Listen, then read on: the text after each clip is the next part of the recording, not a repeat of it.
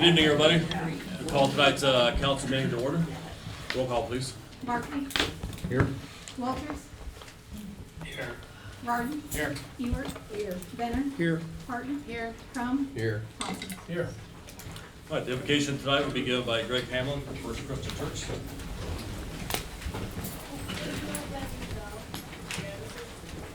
Let us pray together. Father, we thank you and praise you for this time we can come together in a time when we celebrate our independence as a nation and our safety as this community. We thank you for all of our law enforcement that we celebrate their protection over our community, makes a safe place to raise our families. We're here to honor you with our decisions that we make here today. We ask your blessing on this meeting in Jesus' name. In Jesus' name. Amen. Amen. Please join me in the Pledge of Allegiance. I pledge allegiance to the flag of the United States of America and to the republic for which it stands, one nation, under God, indivisible, with liberty and justice for all.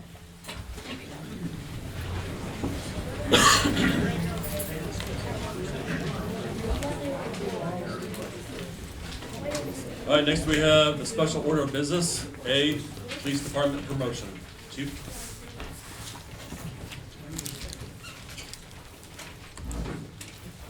Okay, this evening we have a promotion within the police department to announce we're promoting one of our officers to the rank of lieutenant. With this promotion, this lieutenant will be in charge of our patrol section. Levon, I knew you were on the lobby. Snuck up on me. Levon Cross began his employment with the Haysville Police Department in 2021.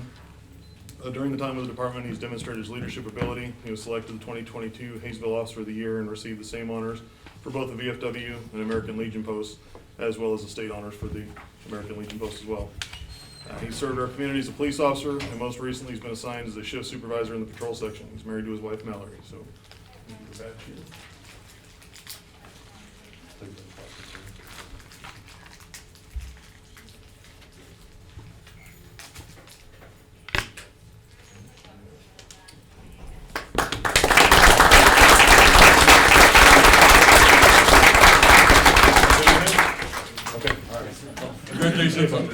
Congratulations. It's always nice to see promotions.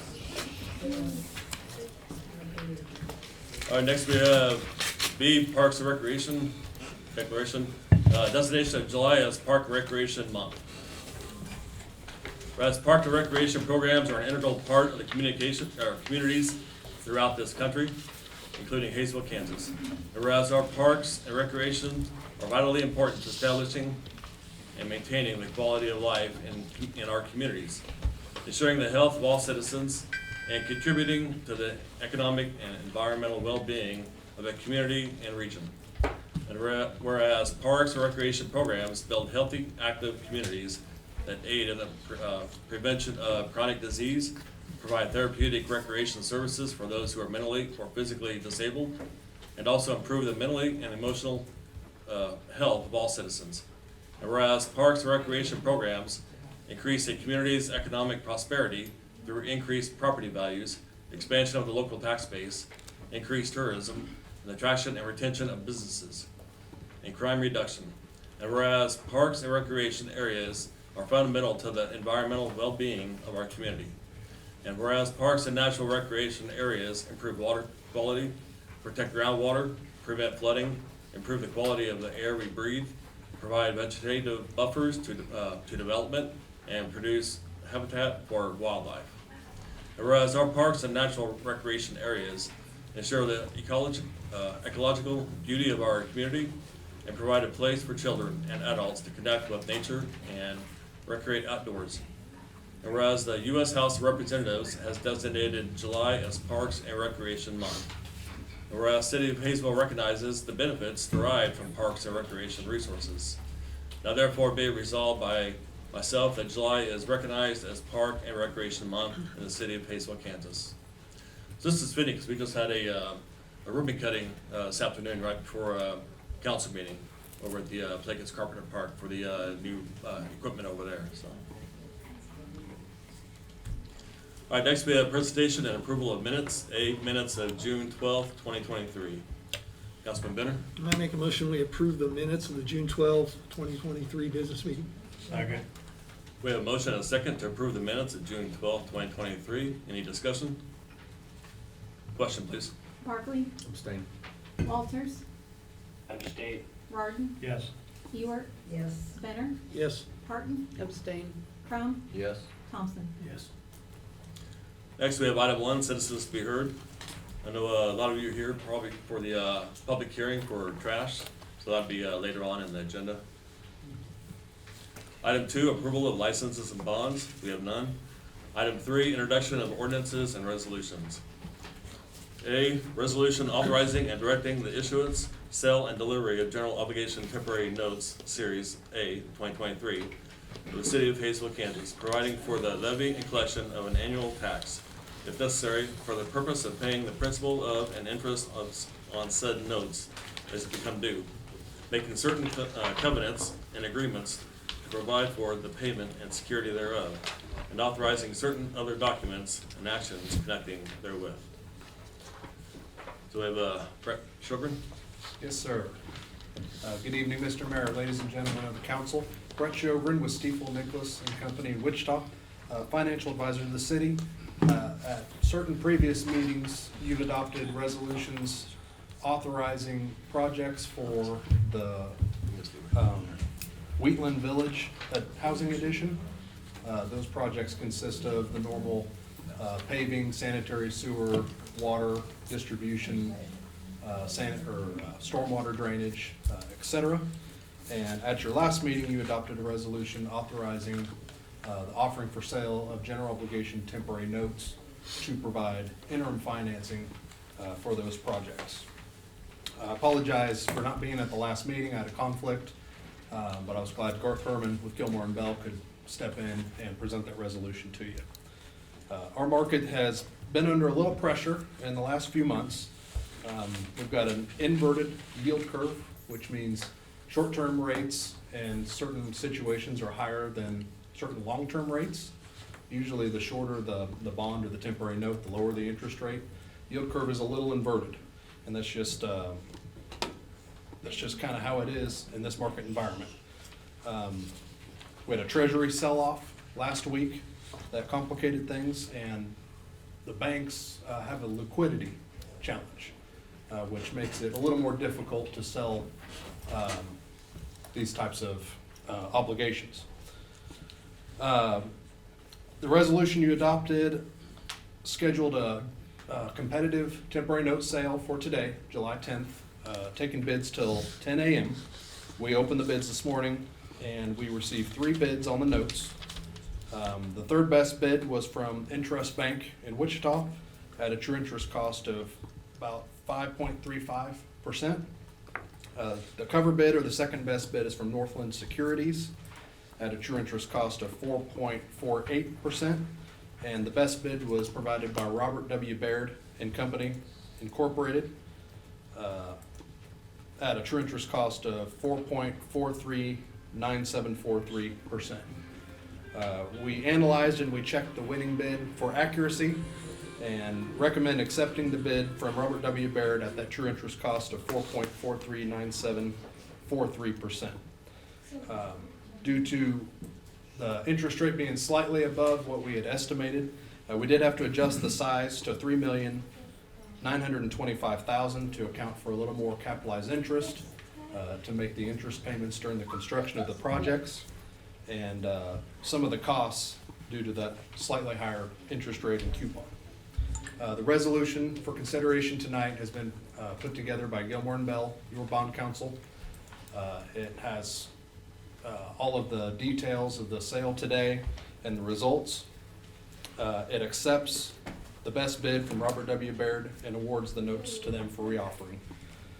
Once approved, we will finalize the preliminary official statement into the official statement. We'll submit the transcript to the Attorney General's office for approval, and we're scheduled to close this note issue on August 1st. I'd be happy to stand for any questions the council may have. There were a couple of corrections. Yes, I apologize. I made notes for that, and I think I left my notes on the table. There are, yeah, I apologize for that. Will did notice that On page 17 of your packet, there is a mislabel. It refers to a unified school district. Obviously, you're not a unified school district. That should be corrected to municipality. And on page 52 of your packet, the mayor's name is incorrect. So we will definitely make those corrections. You can go ahead and adopt the resolution, and I'll notify bond counsel tomorrow. They'll make those changes if you adopt the resolution subject to those changes. Thank you. Apologize for that. Councilman Barkley? So, I understood everything you just said, but for the people that didn't understand that, it sounds like a different language. Could you put it in layman's terms, what you're talking about? Sure.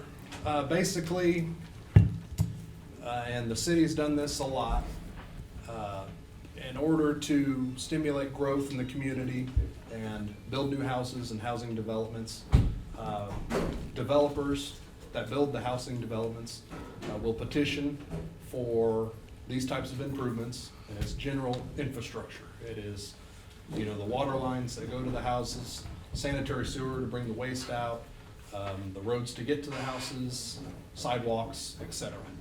And they petition for these improvements. Basically, they borrow the money under the city's credit, which gets the lowest interest rate, and they build those improvements. After the improvements are built, we'll finalize the project costs, and we'll eventually issue general obligation bonds to permanently finance those improvements.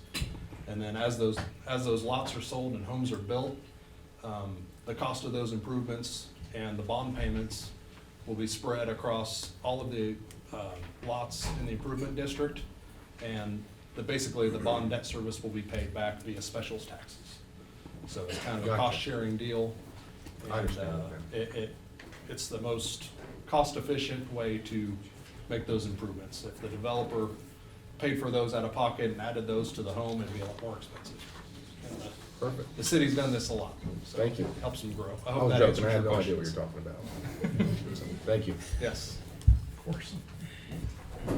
What would, I'm glad you said that, because I go through this a lot. I know you're a fairly new council member. And Yeah. I I've kind been of here for 10 assume that years. I everybody's would done never this known 3 or what 4 you're talking times, and everybody knows what I'm talking about, so I hope that helps. Sorry, Mr. Mayor. Thank you. Councilman Arden? Anybody else has any questions? I make a motion to accept a resolution authorizing and directing the issuance, sale, and delivery of general obligation temporary notes, Series A 2023, for the city of Haysville, Kansas, provided for the levy and collection of an annual tax, if necessary, for the purpose of paying the principal of and interest of said notes as they become due, making certain covenants and agreements to provide for the payment and security thereof, and to authorize certain other documents and actions connected therein.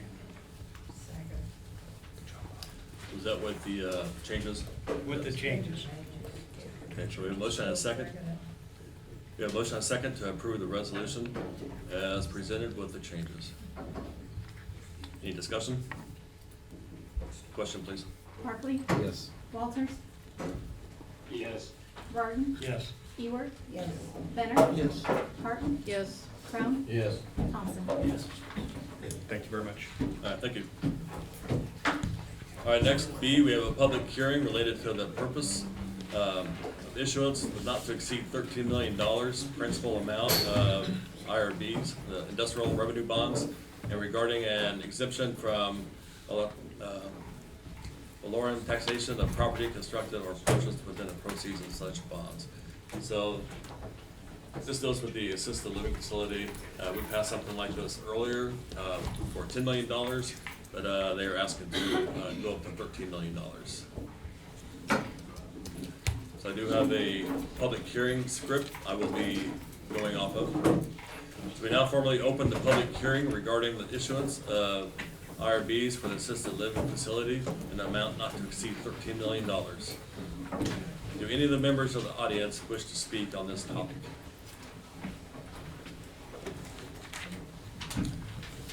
Seeing none, there are no other members of the audience wishing to speak on this topic. I now formally close the public hearing regarding IRBs for the assisted living facility. Is there any discussion from council? These are also bonds that the assisted living will eventually pay back, correct? That's correct, yes. Okay. That's fine, sir. I've been sitting all day. Thank you. Any other discussion? Is it a good idea, Will? Yes, and our council already approved it previously, but when the assisted living facility group got the estimated construction costs, it went up from 10 million to 12.5. So then the bond council put this together to just increase the amount from 10 to 13 million. All right, next I would entertain a motion of the resolution for industrial revenue bonds for the assisted living facility. And that is in your packet on a resolution of the governing body of the city of Haysville, Kansas, determining the advisability of the issuing taxable industrial revenue bonds for the purpose of financing the acquisition, construction, and equipping of the healthcare facility to be located in the city, and authorizing execution of related documents. Councilman Crum? I make a motion that we approve the resolution, as you just read, on the healthcare facility, as presented. Second. We have a motion and a second to approve the resolution as presented. Any further discussion? Question, please. Barclay. Yes. Walters. Yes. Rardon. Yes. Stewart. Benner. Yes. Parton. Yes. Crum. Yes. Thompson. Yes. All right, thank you. Next we have C, an ordinance amending chapter 16A, the zoning regulations of the city of Haysville, Kansas, and amending the official zoning map or maps of the city to reflect such amendments, all pursuant to the zoning regulations of the city. Jonathan?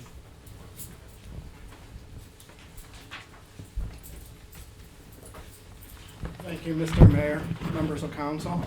On June 8th, the Haysville Planning Commission held a public hearing to amend the zoning code. Changes were made to the definitions in section 200. A regulation use chart was added to section 400. After further review of the use chart, staff is recommending changes to parking area commercial to be changed from permitted use to a conditional use for all districts.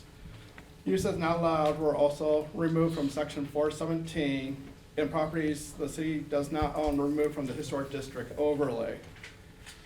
A time of 14 days was added to section 1001 for appeals can be filed. The planning commission approved the recommended changes. Matt with PEC assisted with these changes and is here to help you with any questions you may have. This is now before you for your consideration. What would council like to do?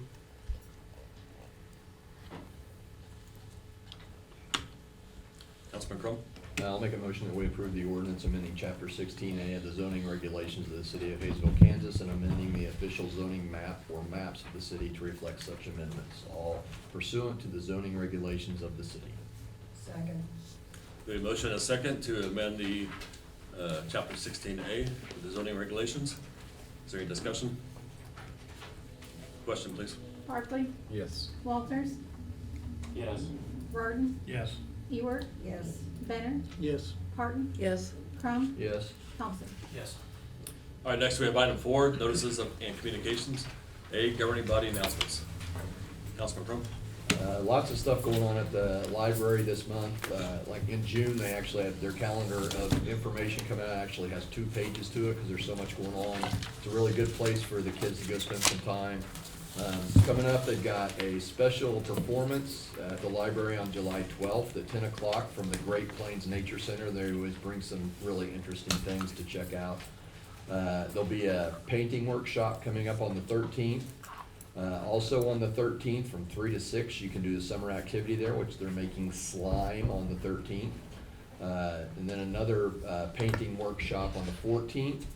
The Friends of the Library does have a book sale on Saturdays from their gazebo, if you'd like to go over there and take a look at their books.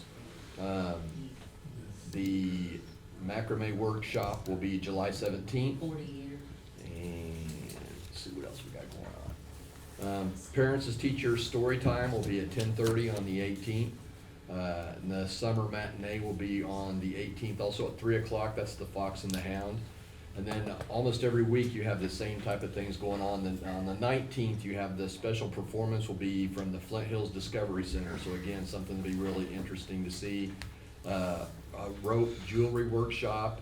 A summer activity that week will be doing some tie-dye. Citywide garage sale permits will go on sale July 24th. Also on the 24th, they'll be doing some leather working. The week of July, on July 25th, the summer movie will be Monsters, Inc. And each one of those week, again, you have the parents as teachers story time and other activities going on. So please check out what's going on at the library. There's lots of things going on to keep the kids busy. Okay, thank you. Councilperson Barton? Just wanted to say, on July 22nd from 6:30 to 9:30, Haysville Pride will be having a pool party at the Haysville Pool, and everybody's invited. It's free to get in. We'll have snacks and drinks for you to purchase, but to get in is free, and it's from 6:30 to 9:30. All right, thank you. Any other council members? I now have some senior center updates. Some upcoming events. Exploration Place Hustle outing is on July 11th at 1:30 p.m. Card Bingo, July 12th at 1 p.m. A luau party on Friday, July 14th at 6 p.m. Saturday breakfast on July 22nd at 10 a.m. Card Bingo, July 26th at 1 p.m. The Winery and Burger Hustle outing on July 27th at 9:30 a.m. The senior center memberships, from 2022, the total was 368. And so far this year, for a 6-month total of 362. So just another plug for the senior center. If you're 55 and older, you are eligible to become a member of the senior center.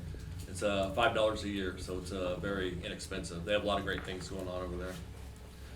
The hustle numbers for June 2023, one-way riders 317, and new registered riders were 16. Compared to last year, one-way riders 392, and 2 new registered riders. Next we have B, the Sedgwick County Fire Department Station 34 monthly report, and it's in your packet. And C, new businesses. There are 2 new businesses listed: Seawill Creations LLC and Sunny Sushi and Hibachi Indonesian Food. Are either of those, anybody from those companies in the audience that would like to speak? Seeing none. Next we have D, email from Cox Communications, and E, Economic Development Quarterly Report. Danielle? Good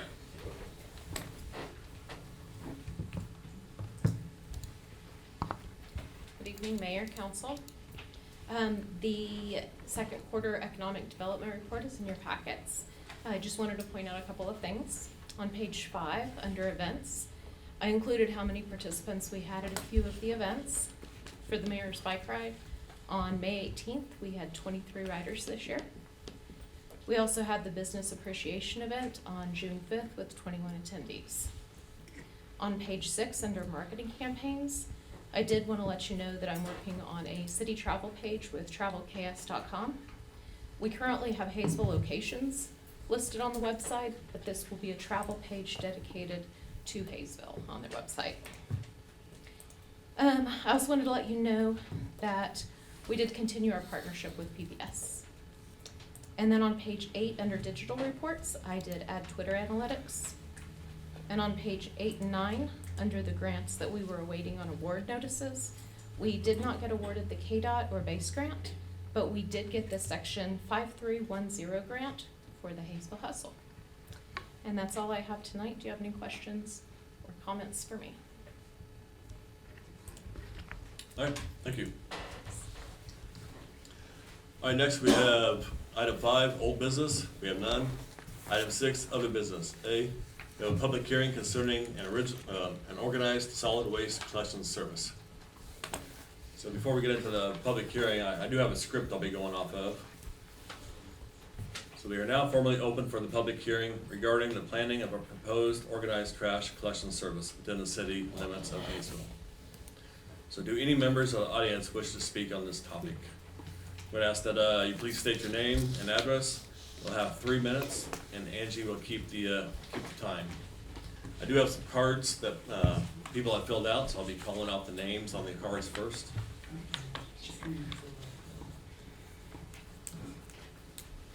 Do that, Marshall Armstrong here. You called in to ask to speak, so. I have three things I'd like to speak about this evening.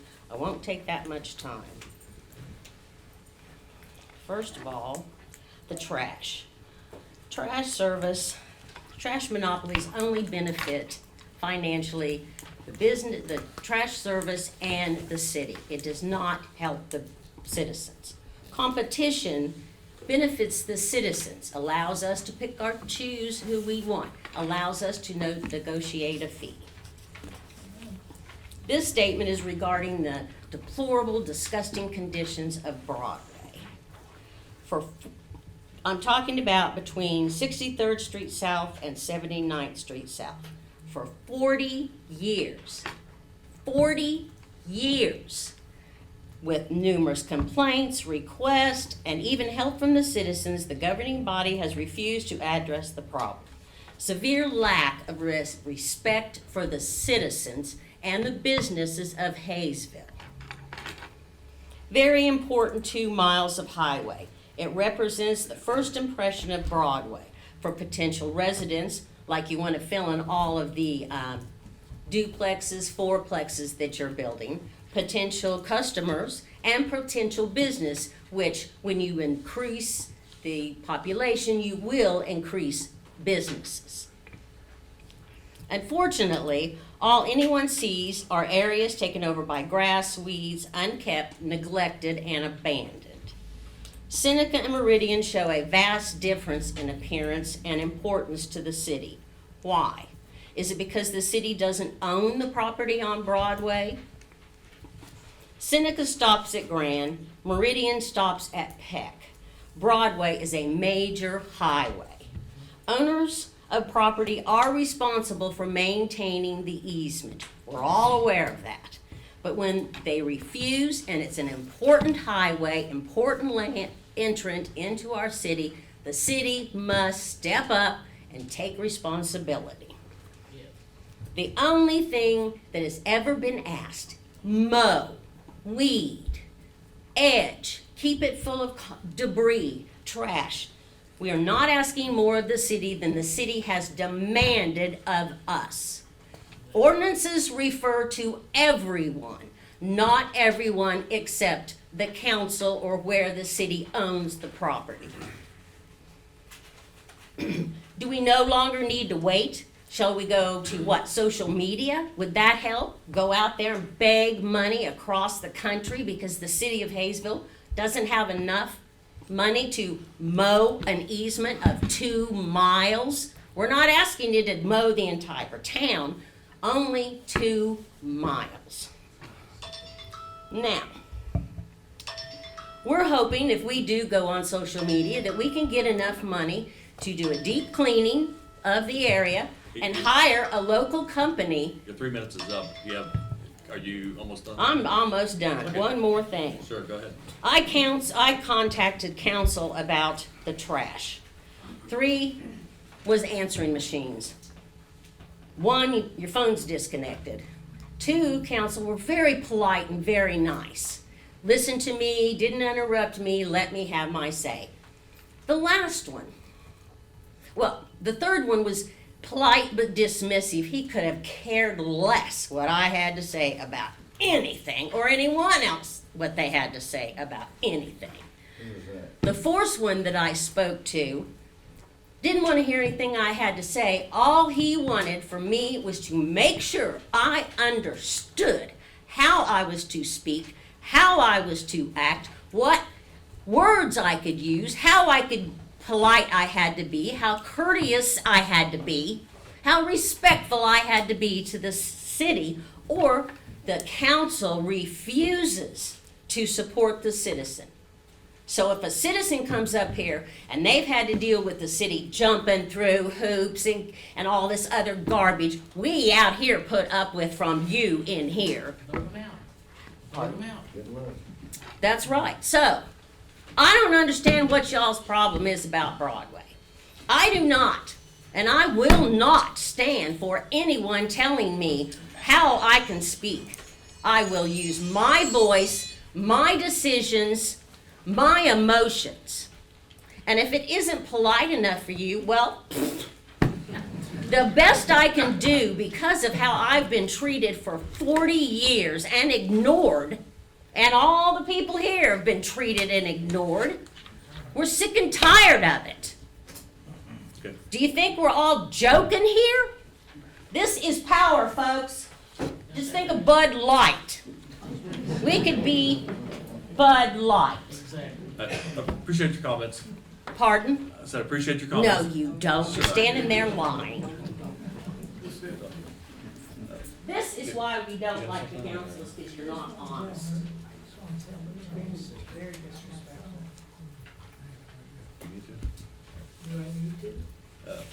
Councilman Seaver? Sure. Okay.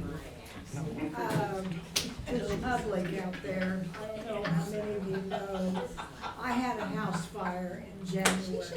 Can't hear you. We can't hear you, Pat. She needs to be Okay. I had a house fire in January, so therefore, my phone number is not listed correctly on that The flyer. thing y'all got in the mail. I got one, my son got one. I kinda chuckled because I said, you know, there's gonna be people saying exactly what she said. Phone's been disconnected. I'm sorry.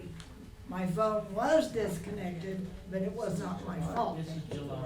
So I have a new cell phone, so it'll be changed as of tonight.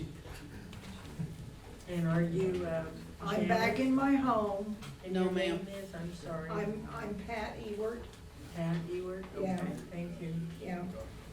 And I believe the number that was listed was the 524-0071 number. Through, like I said, no fault of my own. No. But I just want you to know that I never even gave it a thought until I got that card in the mail like the rest of you did, and I saw that my phone number was incorrect. So, sorry, Thank you, Pat. It'll be corrected on the city website. yes. So I'll be calling names in order that I have them. I apologize if I mispronounce your They name. had your number wrong, they didn't have. Lois, I think Loes, Renfro. There.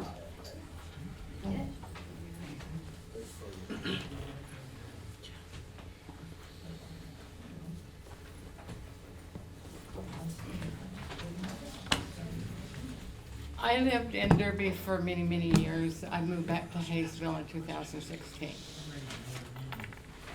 But I believe that if I am responsible to pay my bills, I do not think that city government should be able to tell me what company I want to pay to pick up my garbage. I have very little garbage, but they come and pick up my garbage, and if they drop it on the street, all I have to do is pick my head off the door and point, and they will get out of their truck and pick up what accidentally drops on mine. But we should not, city government should not dictate to us who we pay our private bills to. That is my point made over and under. And thank you for listening to me. Thank you. Next we have Mary Alice Tice.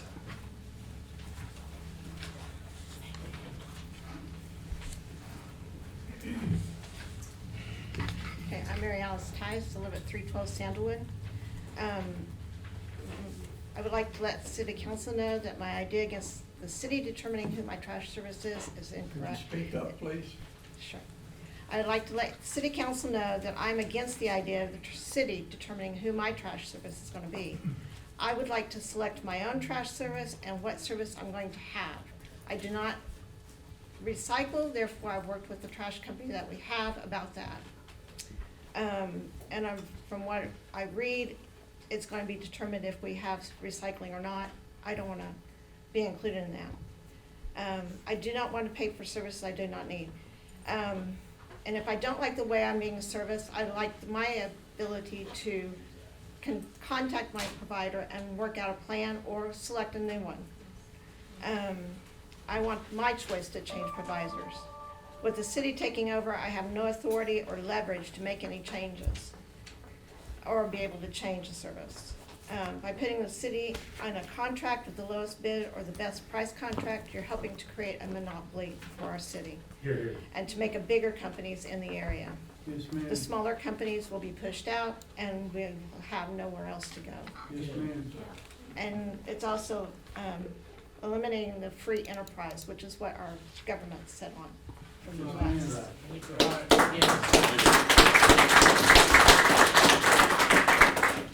Next, Jennifer Bain. I have a teacher voice, I could probably just talk really loud.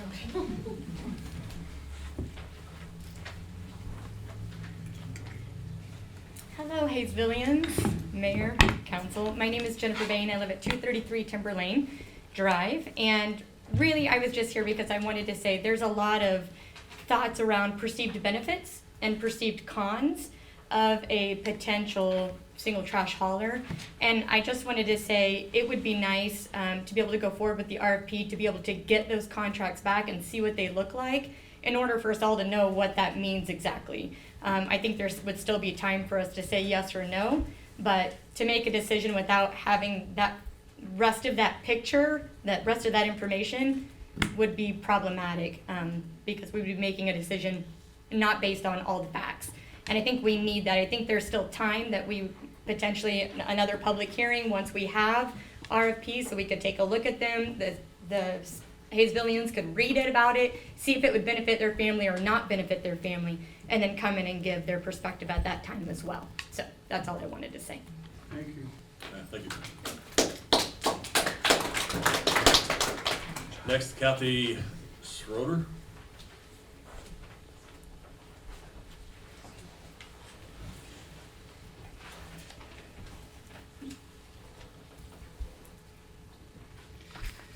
My name is Kathy Schroeder. I live at 317 North Ward Parkway, and I just have a couple of quick questions. If the city decides to go ahead with this or move forward with this trash issue, would it be you, the representatives, or would the people somewhere along the line get a vote as to if this is what they want or not? Second question, if this goes forward, is there a way to opt out of this service? And if so, are we still gonna have to pay for it? Yeah. There you go.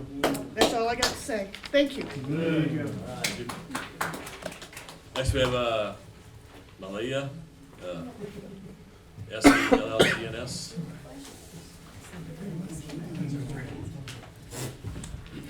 Hello, my name is Malia. I've lived in Haysville off and on my entire life. And I am firmly against a one trash service because I feel like it takes away our freedom of choice, which is very important to our society, and to be able to dictate what we pay for and what we can afford. Because not everybody can afford the same amount that somebody else does that makes $30, $40 an hour. I make $11 an hour. I live paycheck to paycheck and barely break even most of the time. So I can't afford for my trash service to change. And I get the feeling that none of you really care about anything that we're saying. So, I guess. We care, that's why we're here. I just, I'm with you, ma'am.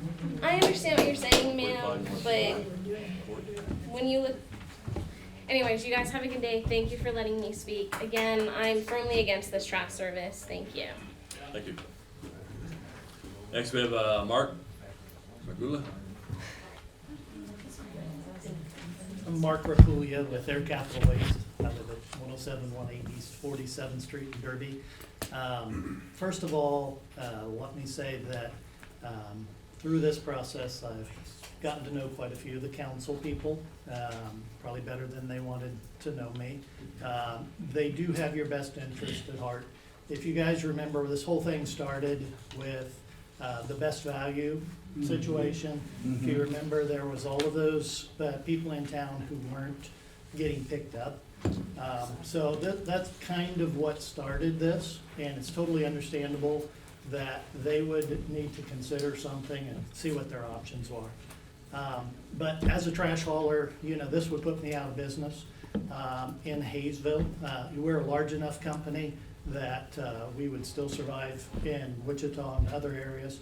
There's some other smaller companies that pick up here that would be hurt worse than we would. And I think you've heard it from the citizens. Freedom of choice, you know, these things are important to the people, especially in Kansas. I talked to you when we originally started, threw out some ideas on how you could accomplish your goals without having to put everybody out of business. And I'd just like to reiterate those. You know, at that first or one of those early meetings, we mentioned that our trucks range from 30,000 pounds empty to 42,000 pounds empty.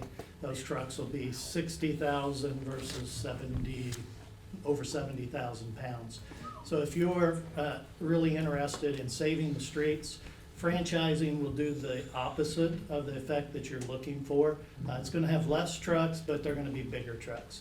So if we had the whole city, we would have to run the biggest trucks that we can to reduce the amount of trips that we have to the landfill. So originally, we've worked with Haysville, the Fall Festival. We did that last year for them at no cost. So what I had proposed to the city was that you continue with the system that you have. I will continue to work at lowering rates. We've dropped our rates here. We've offered a half-price deal. We will continue to work with the city as far as lighter trucks. We'd love to see them put in some guidelines that would eliminate the wear and tear on the street. And then we've also worked in the past doing neighborhood cleanups. And we'd love to continue with the Fall Festival and donating some of those services. Those were some of the main issues that you were trying to address. And I think that we can address those without having to put companies out of business. I think you can accomplish those things by, you know, working with the small haulers and the local haulers to do that. So that's all I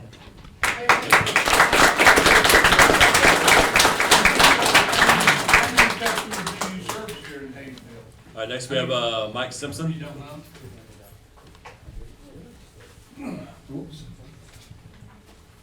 I don't know, everybody else has pretty much asked most of the questions that I had. I appreciate what you had to say about the size of the trucks and whatever, but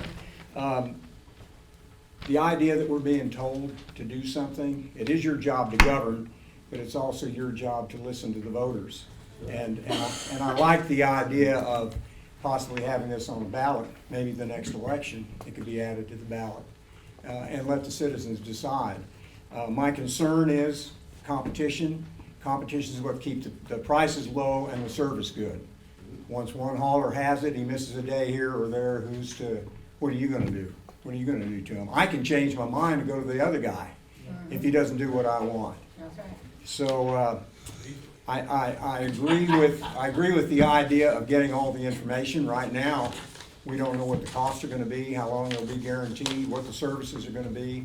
I personally use recycling. I know a lot of you here don't, but I like the idea of recycling. So I'm sure you'll make that an option as part of the service. But get the information and then give it to all of us at another meeting and then put it on a ballot and let us all vote for it or against it. Next, Bill Andrews.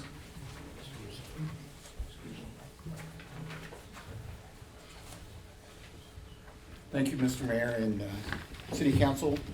I know a lot has already been, excuse me, a lot has already been said that kind of backs up what I was going to say as well. I live at 504 South Twin Pines, and one of the things that I've noticed in just some of the different things on social media and some of the different things that are said was that there were some surveys that were done that got the opinion of the people. Not sure what these surveys were or where they were done or if they were done, you know, to every single citizen. However, one thing that I would suggest is that we do a true poll of all citizens to find out exactly what everybody wants, and the suggestion of taking it to a vote. I think would be a great idea. One thing that I have noticed is with some of the information that's put out was that, you know, these small companies like Air Capital, probably couldn't win that bid. And if we go to one service, they're likely not gonna be the ones that are gonna get it. However, when I look at a service, I look at who's been quality and takes care of their people. And I'll tell you what, I'm sitting here looking at something that was put out a while back. It basically said, you know, for anybody that was a best value customer that can no longer pick up your trash, Air Capital came out and picked up their trash at no cost. They took care of this problem, right? Waste Connections is here as well at the same time. Not once did they offer to help any of our citizens or our customers. So I'm just saying, by having a choice, we have valuable and value services brought into this community. If we go to a single carrier, we're losing that. And we need to keep that here in this city. Thank you. It'll cost more. All right, thank you. All right, next, Margot Walker.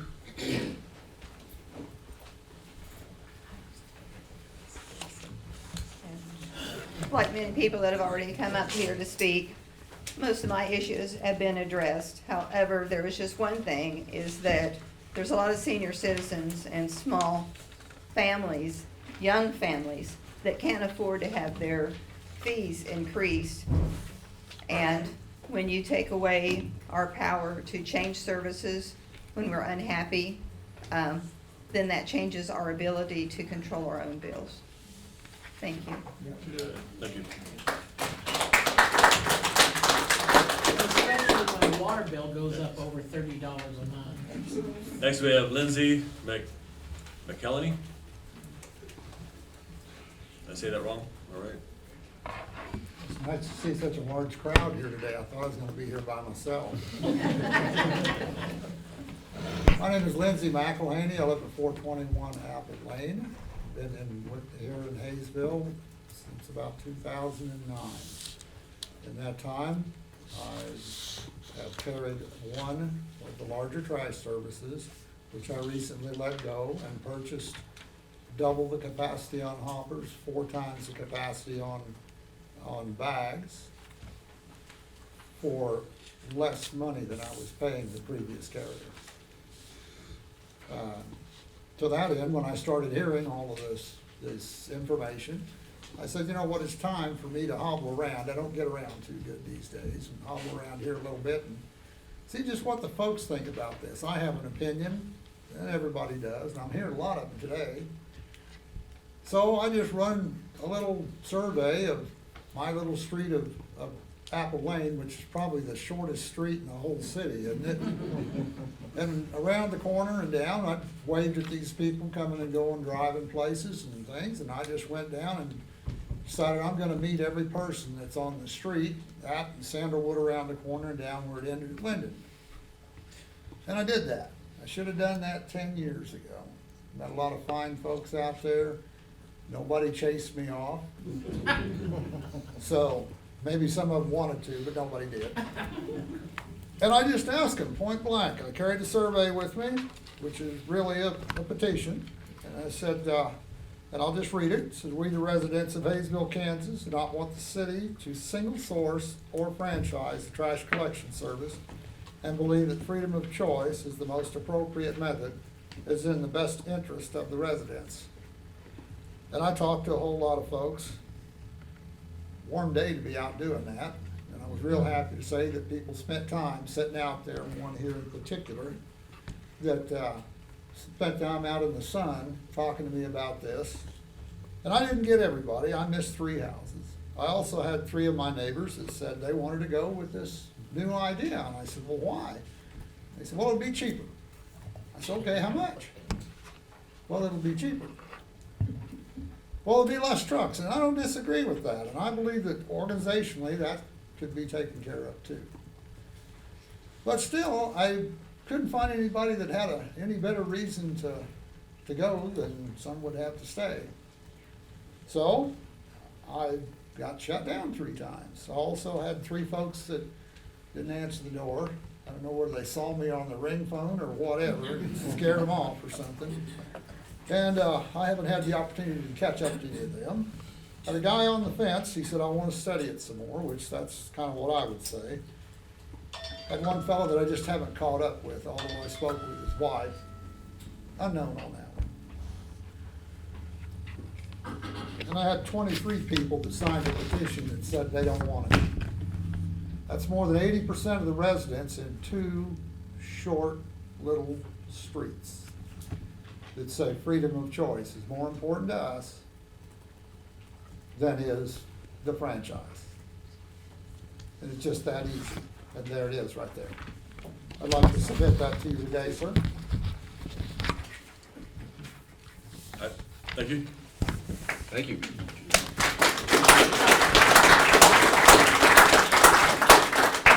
I'll also say one last thing. When I bought my double the capacity on hoppers, 4 times the capacity on bags, after a very long time, that was their capital service that I bought it from. I'm staying with them given the chance.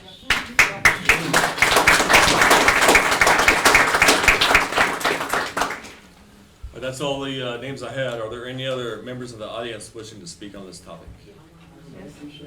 Okay, if you'd like to, one at a time, come up to the podium, state your name and your address.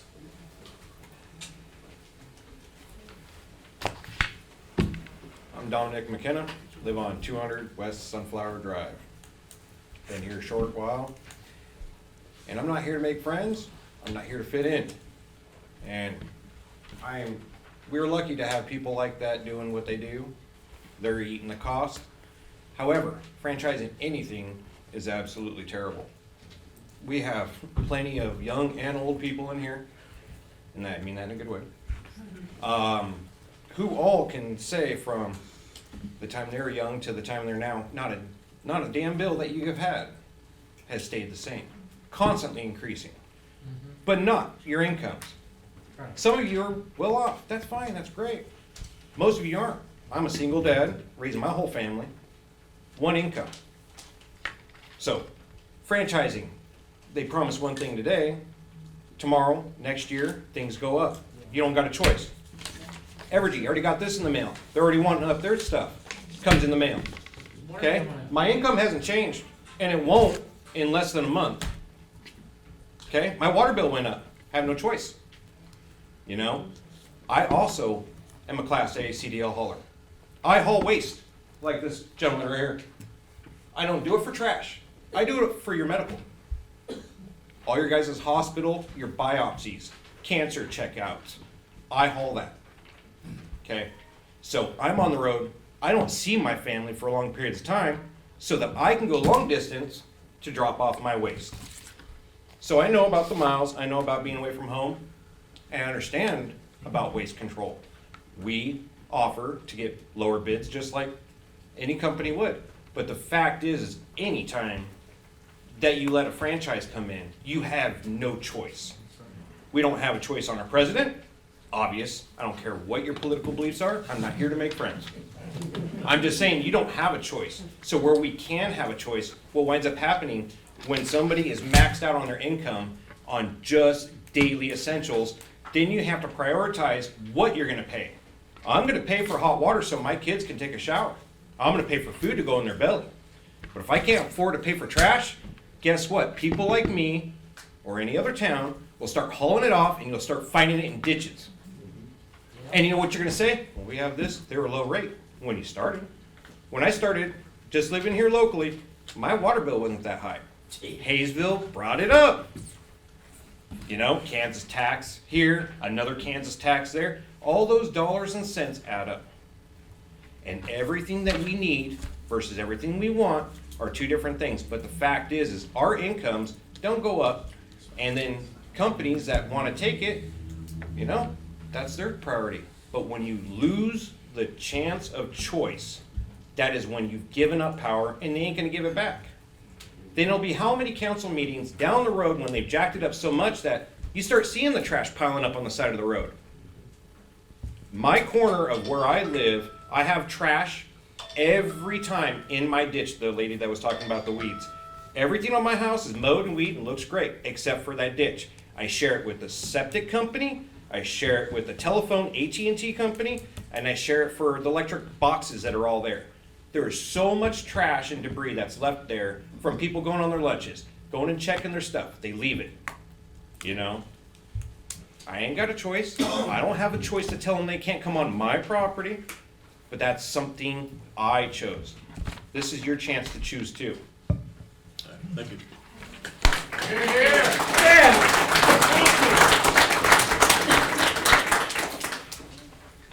Hello, Mayor, Council. My name is Eileen Bonson. I live at 7500 South Ida Street. I'm actually in the county. I'm not a Haysville citizen or resident, but I would be affected if this went into effect because Air Capital wouldn't be servicing where I'm right outside Haysville city limits in the county because they would not have the contract. As far as I understand, they're not even putting a bid in for the contract because they're not a big enough conglomerate like this other company or other companies are that have the much larger trucks that would damage our roads a lot more than they already are. And so I'm affected based on this because we would lose this service. I am a former customer to the company that I gave way too many chances. We stuck with them for months, hoping, you know, after weeks of not getting trash, they'd come pick it up, and then weeks go by again, and they'd come. But we stuck with them, thinking, you know, giving them the benefit of the doubt, and don't want to experience that again by a contract. And yes, maybe it would go great, but I'm pretty confident that it's going to be more expensive. Because Air Capital is for the people. They've proven that time and time again by servicing for customers that weren't getting picked up by Best, which wasn't Best. That's for sure.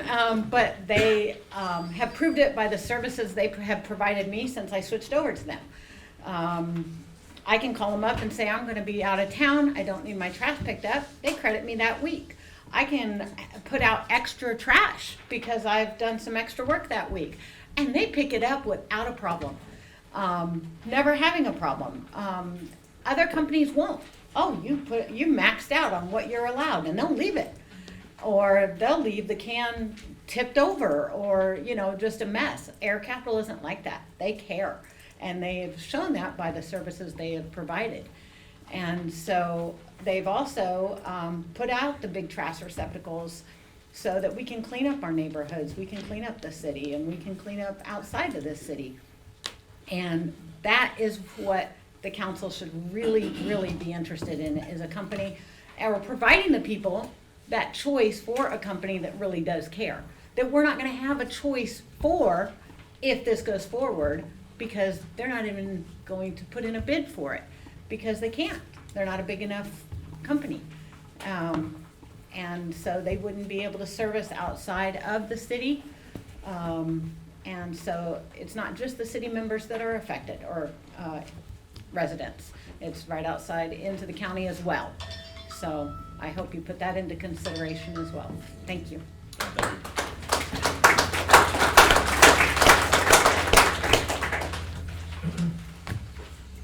Mayor, Council, my name is Robert Stephen Thompson. My friends call me Steve. We'll see what you think when I'm done. I live at 1213 Spring Circle. This is the second time I've lived in Haysville. I've lived there since November of 2010. I've had ups and downs with the various services. I'm not here to talk about those things. My point is entirely a matter of principle. I was born in Wichita, lived in and around Wichita my entire life. I was born before this place was a city. I learned things in school and from hard experience. And one of those things is the principle that a monopoly is a bad thing.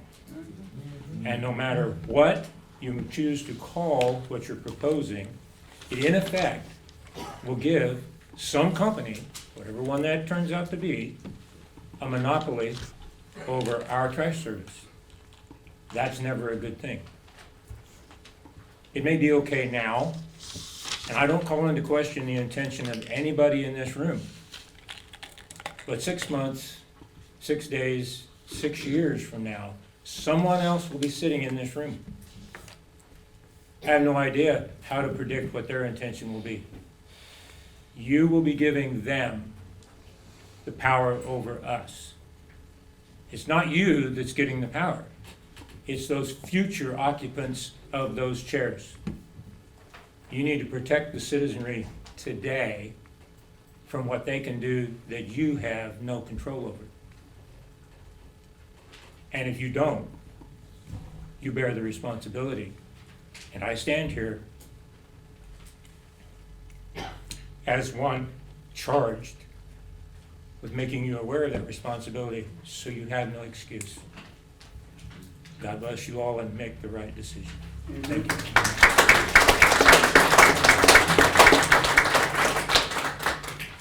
Is there anybody else that would like to speak? Come on up to the podium.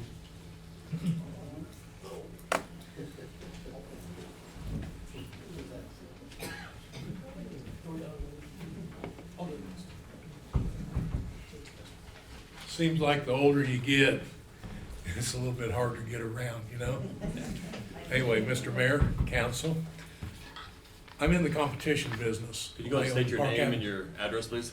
Okay, Park Avenue Storage, 6731 South Broadway. I'm in the competition business. I certainly wouldn't like it if I was told how much I could charge for my services. I do know that I got rid of one of the big box services and went to Air Capital because I saved probably 45% on the price of my trash service. You call a big box company, you're never going to get a hold of anybody, trust me. I bet I shouldn't use that. But anyway, the big box companies, you'll never get a hold of them. You have any issue, anything at all, you call up Air Capital, they answer the phone, believe it or not. And they take care of your issues. So I just want to give a shout out. I actually live at Derby. My wife, I've been around the Haysville area for 75 years because we came here when I was about 4 or 5 years old. And so this is my community, I feel like. I've been at the storage business for 23 years. So I have had experience with the big box companies. And let me tell you, there are problems. We live in Derby, and they have recently had issues with their recycling. It's not working out for them. And it's like you say, one company, they control everything. You do what they say. Well, I really like my independence. Okay? Thank you.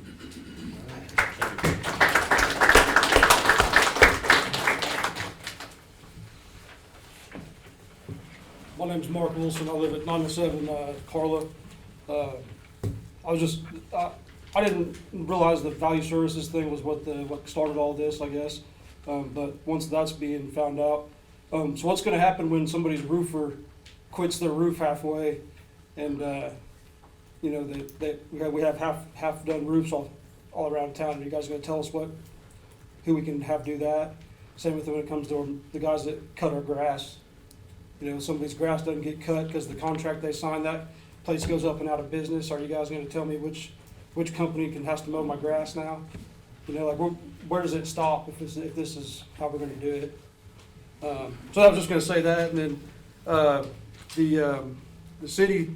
I was looking at the bid sheet. It looks like you guys are asking for like a bunch of carts at some different places, every park and stuff. And does the city have something in place now with somebody that we pay for that service already, or is this a new?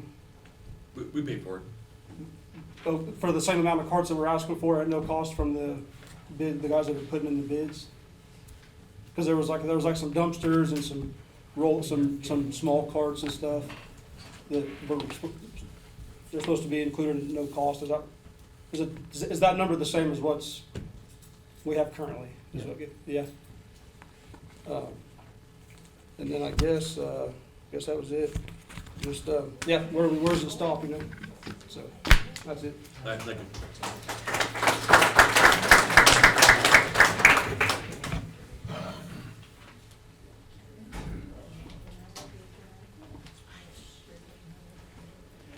My name is Rodney Gates. I live at 7011 South Shahin. I'm kind of a short timer here in Haysville. I've only lived here 29 years. So I came from the West Coast where we had single trash pickup from the city of Phoenix. They also built it with the water. And all I could say was, boy, that price never stopped going up in the 24 years I lived in Phoenix. You know, and that was the city running the thing. It was their trucks and everything else. But I'm totally against any single one company coming in here. I mean, you got some of these smaller outfits, Air Capital here, and these guys have proven themselves to me. I was with one of the larger companies, and they kept missing me about 15 months ago. Oh, we got snow. We couldn't get a truck down there.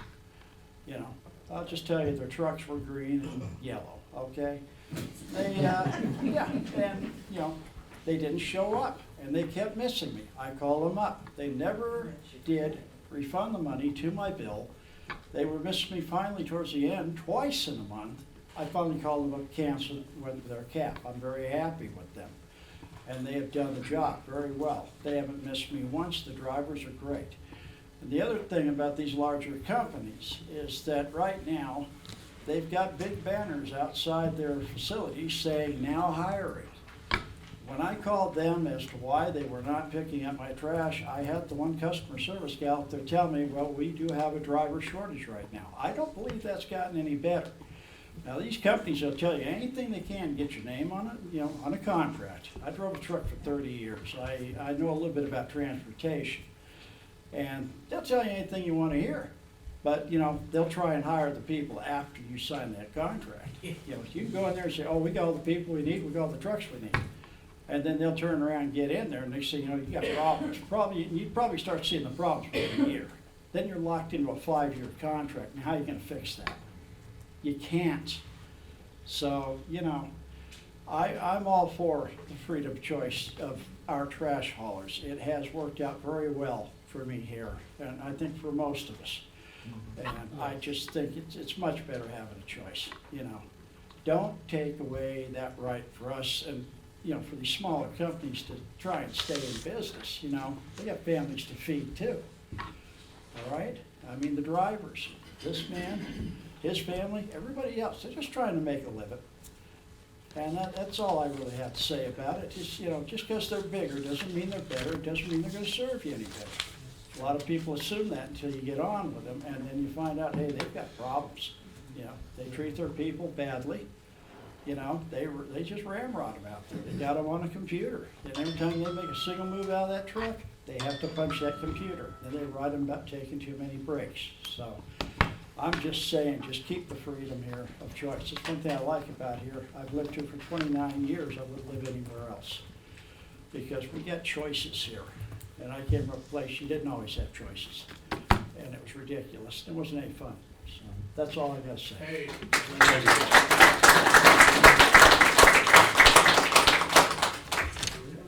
Anybody else would like to speak? I'll take it. My name is Glenn Ludwig. I live at 135 South Valley Drive. And I come from upstate New York where they have single trash service. It's not any good. Like other people always are speculating, it's going to go up and up and up. And it does. Taxes go up and up. Right now, my mortgage with taxes, my taxes are a third of what my mortgage is. I'm getting fed up with it. So you have to have something to go with.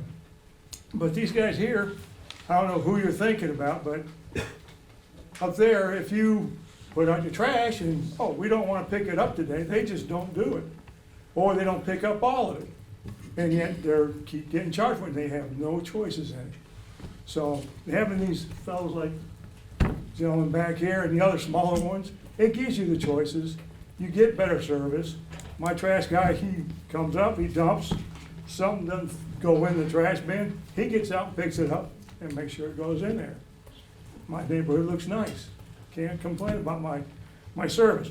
But like people have said, choices are what we need to have. And I think most of us here would vote no if we had a choice right now to do so. Thank you very much. Thank you.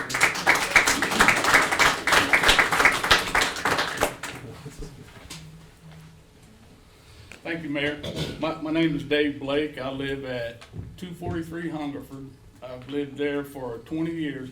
I love the city of Haysville. And I don't know where this is coming from. But I love the city of Haysville. I've raised my family there. But when this comes down to a choice, I like the choice that I have with the trash company that I use. And Best Value was the company that I used several years ago before this last situation that they had. They wouldn't come in and come back and pick the trash up after it had been sitting there. And I won't go into what everybody has said, but I agree with them. But I do love the city of Haysville. And I love the trash service that I have. And I'd like to be able to make that choice, and the people that choose somebody else, then I respect their choice too. I don't think that somebody should be able to come in and say, we've got to do this for one reason or another. And that's all I say, and I thank you for your time. Thank you.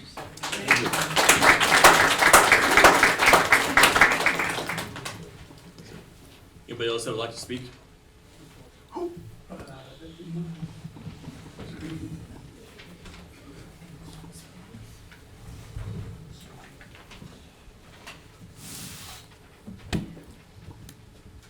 It's an honor to meet you, Mr. Mayor. You do. And councils. I live at 112 West Nicole Street, Haysville, Kansas. I'm gonna do this in 3 minutes, as you say. My mother worked here as a secretary with the police department of Haysville, Kansas. I buried my mom and dad here. Don't get emotional. But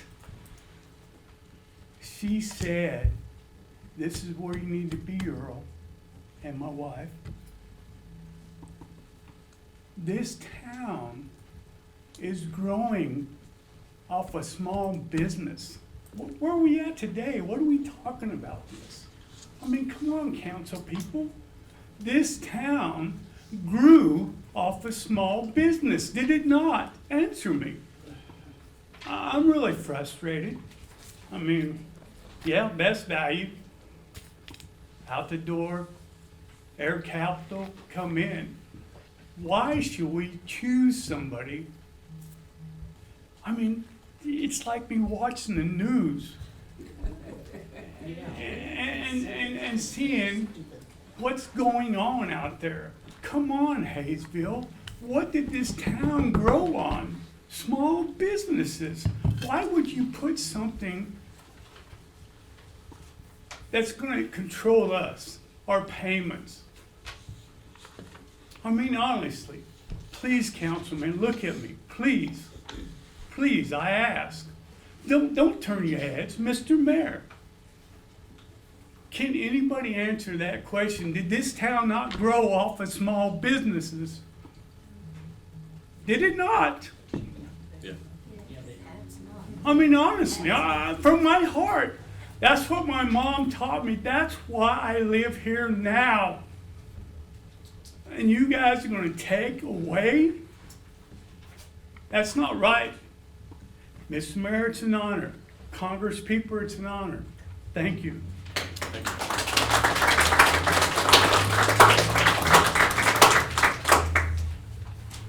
Anybody else like to speak?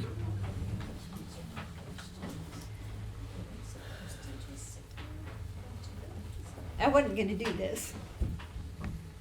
I don't do this. My name is Lisa Cash. I live at 215 Stearns. I came from a small town, not too far from here, who had the one trash company. And nobody said it, but I will. I paid $50 a month for trash. A month? I paid $50 a month for trash. My water bill was also $50 a month. Mine's 60 now. I'm on disability now. I couldn't afford that. I had to leave that town because I couldn't afford to live there. I moved here. And now, if that's what happens here, I'm gonna have to move again. And I swore I was never gonna move again once I moved back. I've lived here, and I left, and I hated it. Now I'm back, and I don't wanna have to leave again, but if I can't afford to live here, what am I gonna do? That's just unthinkable to go to just a bigger company because they're gonna charge us whatever they want. And in a year, 2 years, when that contract's up, they're gonna raise the rate. They could double it, they could triple it. And there's nothing we could do because you have a contract with them. I like my choice of AirCap because I have not had any problems with them, and they're a smaller company and they are affordable. Amen. There isn't always a question. All right, thank you. Anybody else like to speak?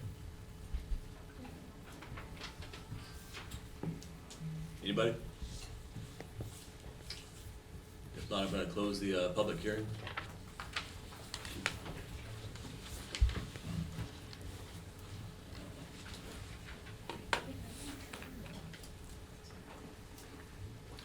All right, so if there's no other members of the audience wishing to speak on this topic, I now formally close the public hearing regarding organized trash collection service in Haysville. Is there any discussion from council? I would like to. Give it to Dan. Okay. Go ahead, Dan. Go ahead. Yes, thank you. I've been contacted by multiple citizens during the course of the last few weeks on this issue. Upwards of more than a dozen a day. I would say easily over 95% of the citizens are adamantly opposed to a single source service. I think we need to listen to the voice of our constituents, of our people of Haysville. They're saying they want. Can you to speak be up? Choose. He's on a computer. Can you still hear me? Yeah. Yes, go ahead. I think we need to listen to them, and I am absolutely voting against single source trash service for Haysville.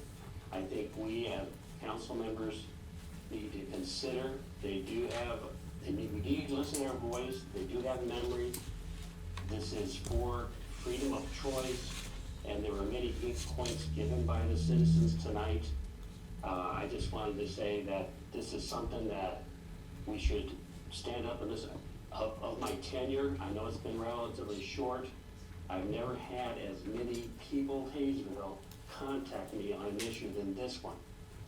So it's a very important issue to them. They're very passionate about it, and I think we need to take time to listen and vote, but it's the right thing to do. Thank you. Thank you.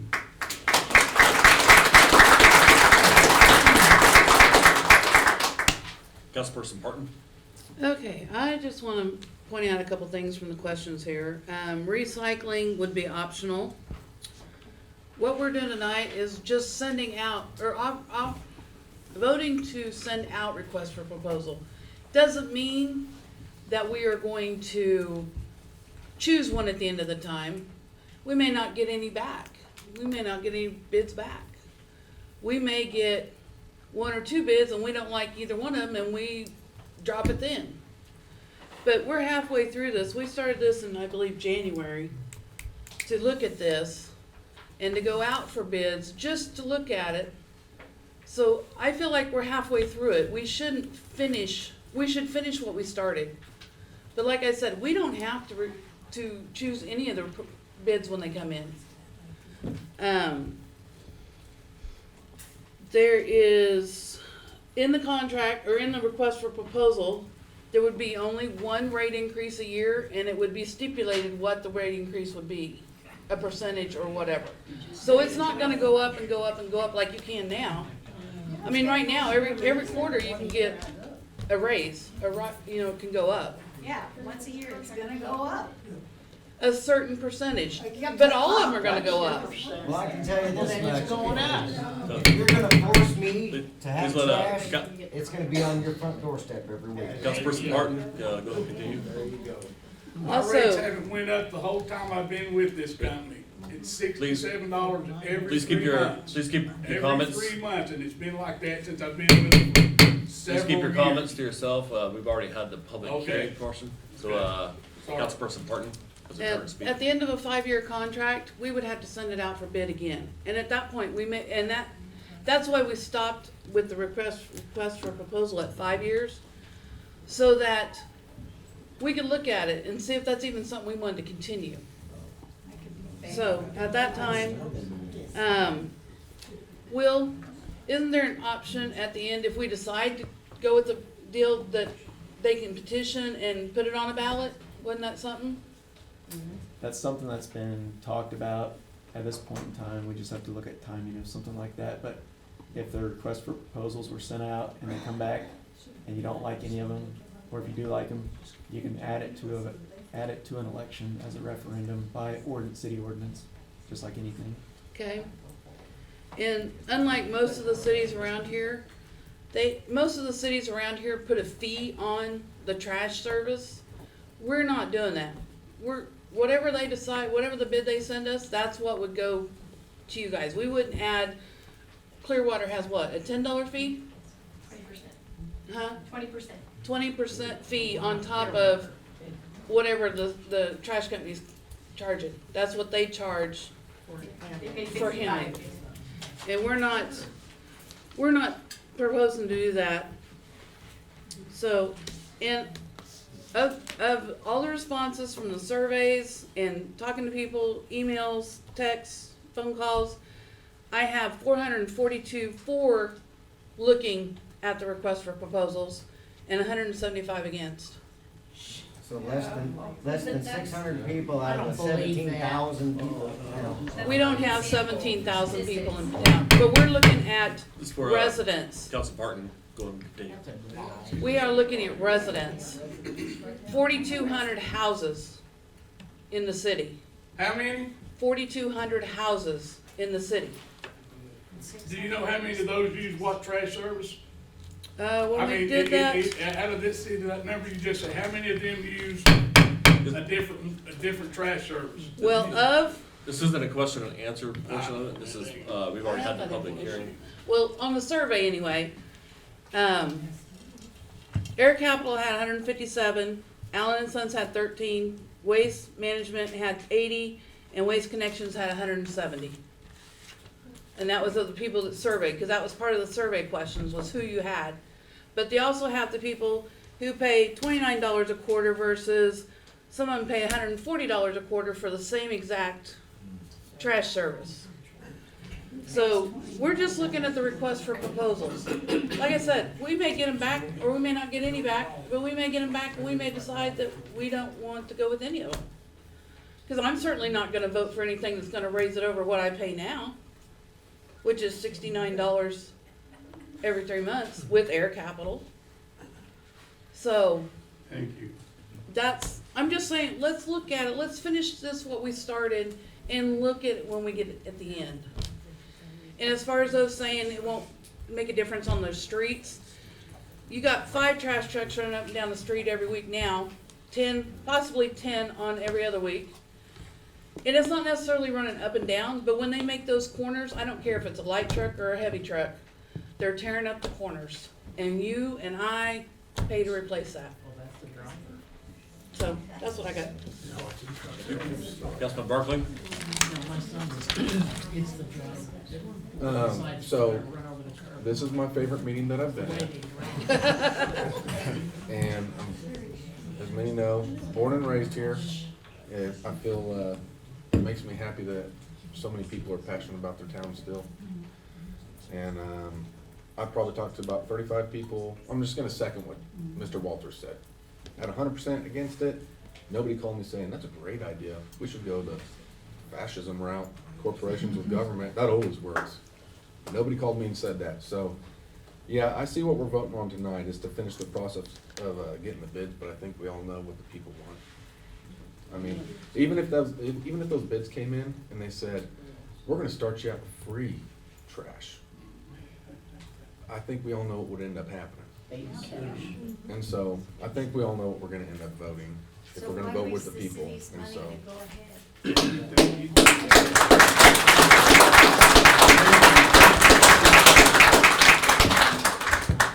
Councilman Crum? I was just gonna say, first off, the flyer that everybody got, you're gonna continue to get stuff like that for different things when people allow misinformation to be sent out.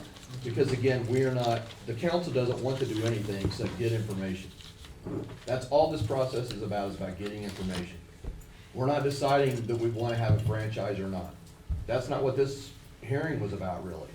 It was about whether or not we wanna go on. And I would say that we're probably closer to 2/3 with it. Will spent a ton of time on 3 different meetings. He's had paperwork sent up. We've had discussed it at different meetings to find out what these RFPs would be. And it makes it clear in the RFP that we do not have to take the low bid.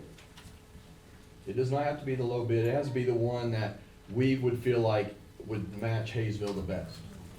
It also says that we don't have to accept any of them. So this vote is not a vote for whether or not we think we should have franchise. It's like, hey, let's get all the information before we make a decision. So that's really all we're asking for, is to get the information. The only thing that would really be left is to send the RFPs out, and we'd have to publish it. All the other time that's been spent on this is already money that we had put into it. So the question is, do we just want to throw that money away now before we're actually finished? Yes. Or just go ahead and see what the information is when we get back? Then, I think putting it out to a complete vote when everybody can actually see what the offer is probably a good idea. Yeah. But we need to know what the information is before you can actually do that. And so I just want to make clear, this is not a vote whether or not we want franchise trash or not, okay? What that flyer said was not correct. The council is not trying to do that. We're not trying to take away your choice. We're trying to get information. That's what the council's trying to do, is just get information. I have a question. That's all I have. All right, thank you. Am I allowed to ask? Any other council members? Councilman Benner? I'd like to just point out that I just heard someone, or maybe several someones, talk about wasting city money, spending city money on this project. No extra city money was expended in the research for this project. We didn't hire any consultants, anything like that. This was all done with existing city staff. Several of us on council attended several of the work meetings. We don't get paid extra for that. Several of the trash haulers were here on their own dime and their own time. Nobody got paid any money, any extra money for research. That we're already paying city staff. They're on salary anyway. They're just doing their job. So there wasn't any extra, none of your tax money was spent frivolously to go out and research something in a really irresponsible way. This is money that we've already spent. We've already paid folks that were working on this. So just want to make that clear. Will there be a cost to putting it if And- it goes on a ballot? I'm sorry? Will there be a cost if it goes on a ballot? Not that I know of. So, And I'd also like to just agree with Mr. Crum, what he said regarding the flyer that we all received. The troubling thing to me about that is that in the best case, that was misinformation. In the worst case, that was purposeful lies. The city council hasn't had any meetings sitting around trying to figure out how to take your rights away from you or how to put small businesses out of business. I have to agree with Mr. Crum, as much as it pains me that we're trying to gather information before we got to the place where we felt like we could make a decision. And that's what this is about. And I'm always really skeptical of something that comes in my mail that's pretty and printed on a shiny card in 3 colors, and it doesn't have any return address or anybody's name on it. Put my name on it, but they didn't. If you put here, it says it was paid for by the independent trash haulers. I don't know who that is. There's not a phone number on there. Did you put that out? Good job. Well, sorry, I feel like you misrepresented us. I feel like that I was misrepresented and the intent of the council was misrepresented by this flyer. I'm sorry you felt like you had to do that. Can I say something, Mr. Mayor? No. We've already had we've already had the We should have public heard all hearing. of this before we ever able to come to the podium. Public meeting is over. This don't make sense at all. It don't. Councilman Warden? Okay. I've heard both sides of this. I've been to every meeting that the city has had with the trash service, with Mark, with Waste Connection, with Wheatland. And personally, I'm not for franchising, but we already started a process. We came in, this was a process that was started back in January. We voted on it in February or March. We started this process. I think we need to move forward with it. Like several of the council members have said, we're not here to tell you that we're gonna franchise and we're gonna do this and we're gonna do that. All we are doing is we are looking at what it is going to take to see which is the best for them. I've heard several comments about people from this community that said, well, you guys are not for the little people or whatever. Well, that's baloney. I'm a small business owner in this town and I have been for probably 30 years. And the people in this community support me.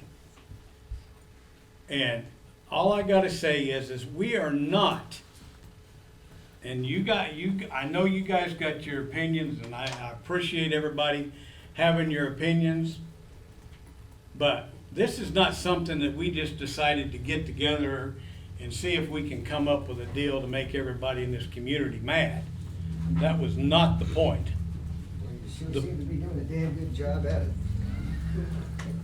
I don't think anybody asked you, did they?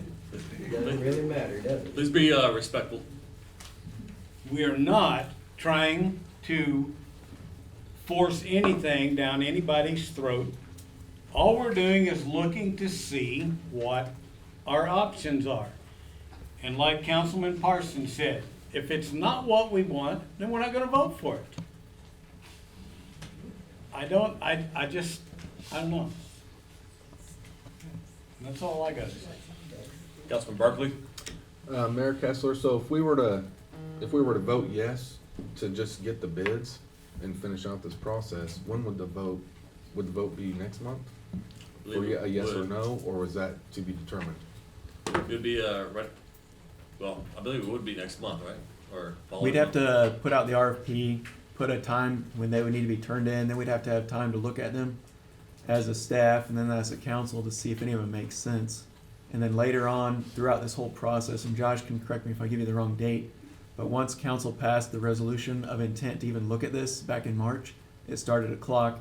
We'd have to wait till at least 180 days after that. The council at that point then could look at doing an ordinance to franchise if they wanted to, but we'd have to get these things back. We'd have to give the trash companies even time to look at the RFP and put their proposals together. So it would not be next month. That would not be enough time. Okay. Thanks. Any other, Request for proposals. any other discussion from council? I have one other thing to say, please. Yes, go ahead. All right, thank you. I certainly appreciate the time that's been invested in researching, and sometimes it's important to research where the council might want to go. I see it a lot like getting engaged. When you get engaged, you expect to get married. That doesn't say you have to get married. Why are we looking at this? Because we think, as a city, we want to do a single source trash. Now, we've already spent money. I voted no in the first place. I'll continue to vote no because we are wasting our time as far as the citizens are concerned. The ones I've heard from, and the vast majority says they don't want this, they want freedom of choice. I also think that's an important thing. So as we go forward on this, I'm still gonna vote no. I know the council's not not going to support that. I can already see that, but I will vote no on this, and I will continue to vote no because I think the citizens want freedom of choice. So whether we vote no now, or we wait for however many more hours of research done, I'm still gonna vote no because we want freedom of choice. The citizens want freedom of choice. So we're saying, well, we need to finish this through to the end. Why? Do you plan to get married, or do you plan to break it off and not go through with it? I'm saying, let's put it to bed, and let's not go forward with this, because the citizens have said they do not want single source franchise in trash. They want freedom of choice. Thank you very much.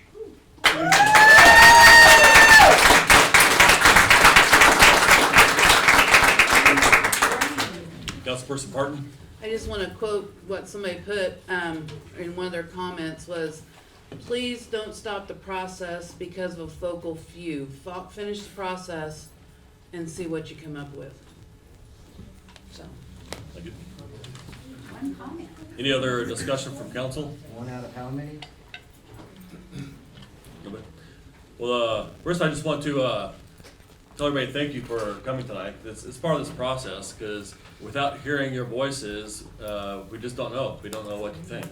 So I just want to say thank you again for coming here for part of this process, for this public hearing, and voicing your concern and being respectful as you're doing it. All right, so next I would entertain a motion directing staff on how to proceed.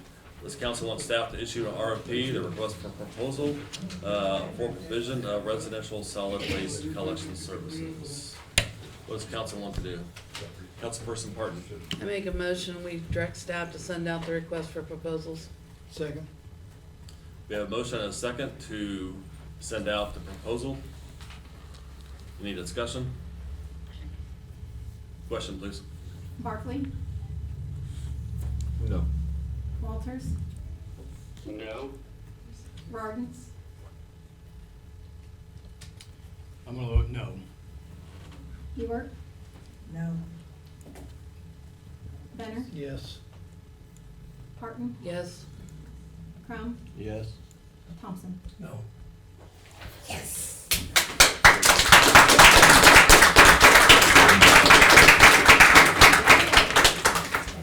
Looks like that's 5-3, so this discussion is closed for the RFP, so this ends the any discussion on trash franchise, so we will not be sending out an RFP.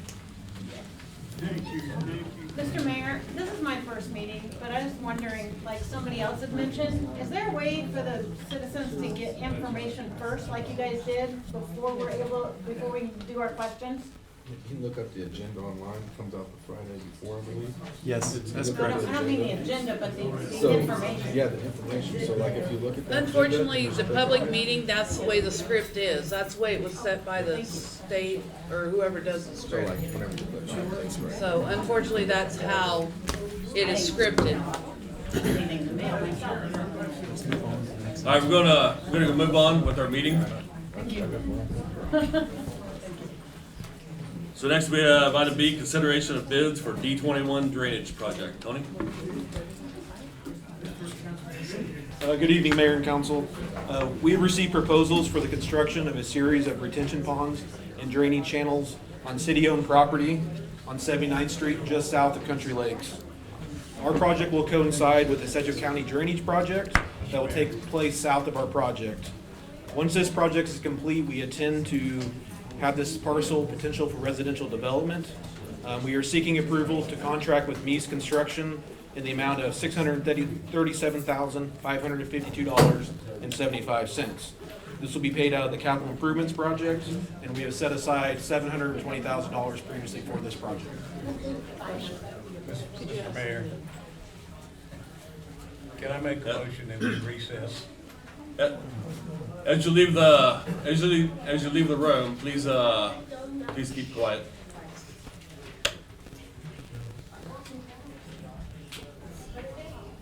I didn't either. I couldn't hear.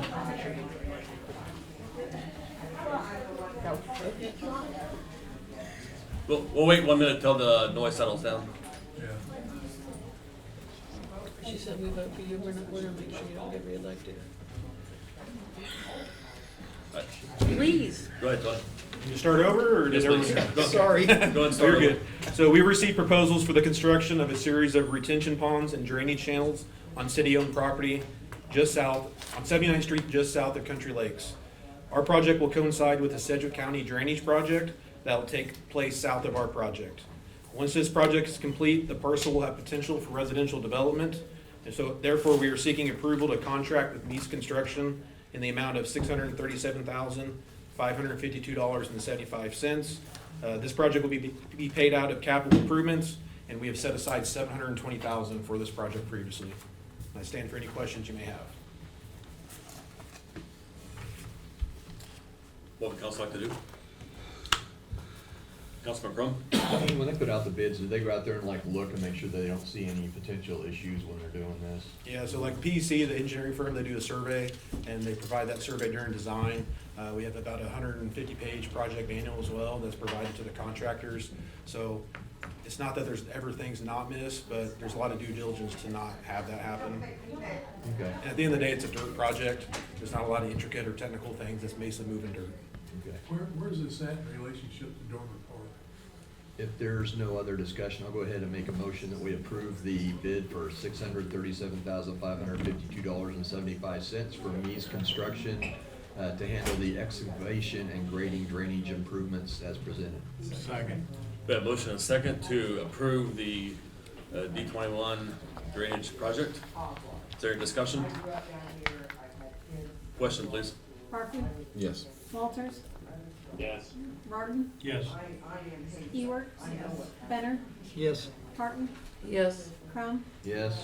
Thompson. Yes. This is an open meeting, I need to keep the door open. So. Okay.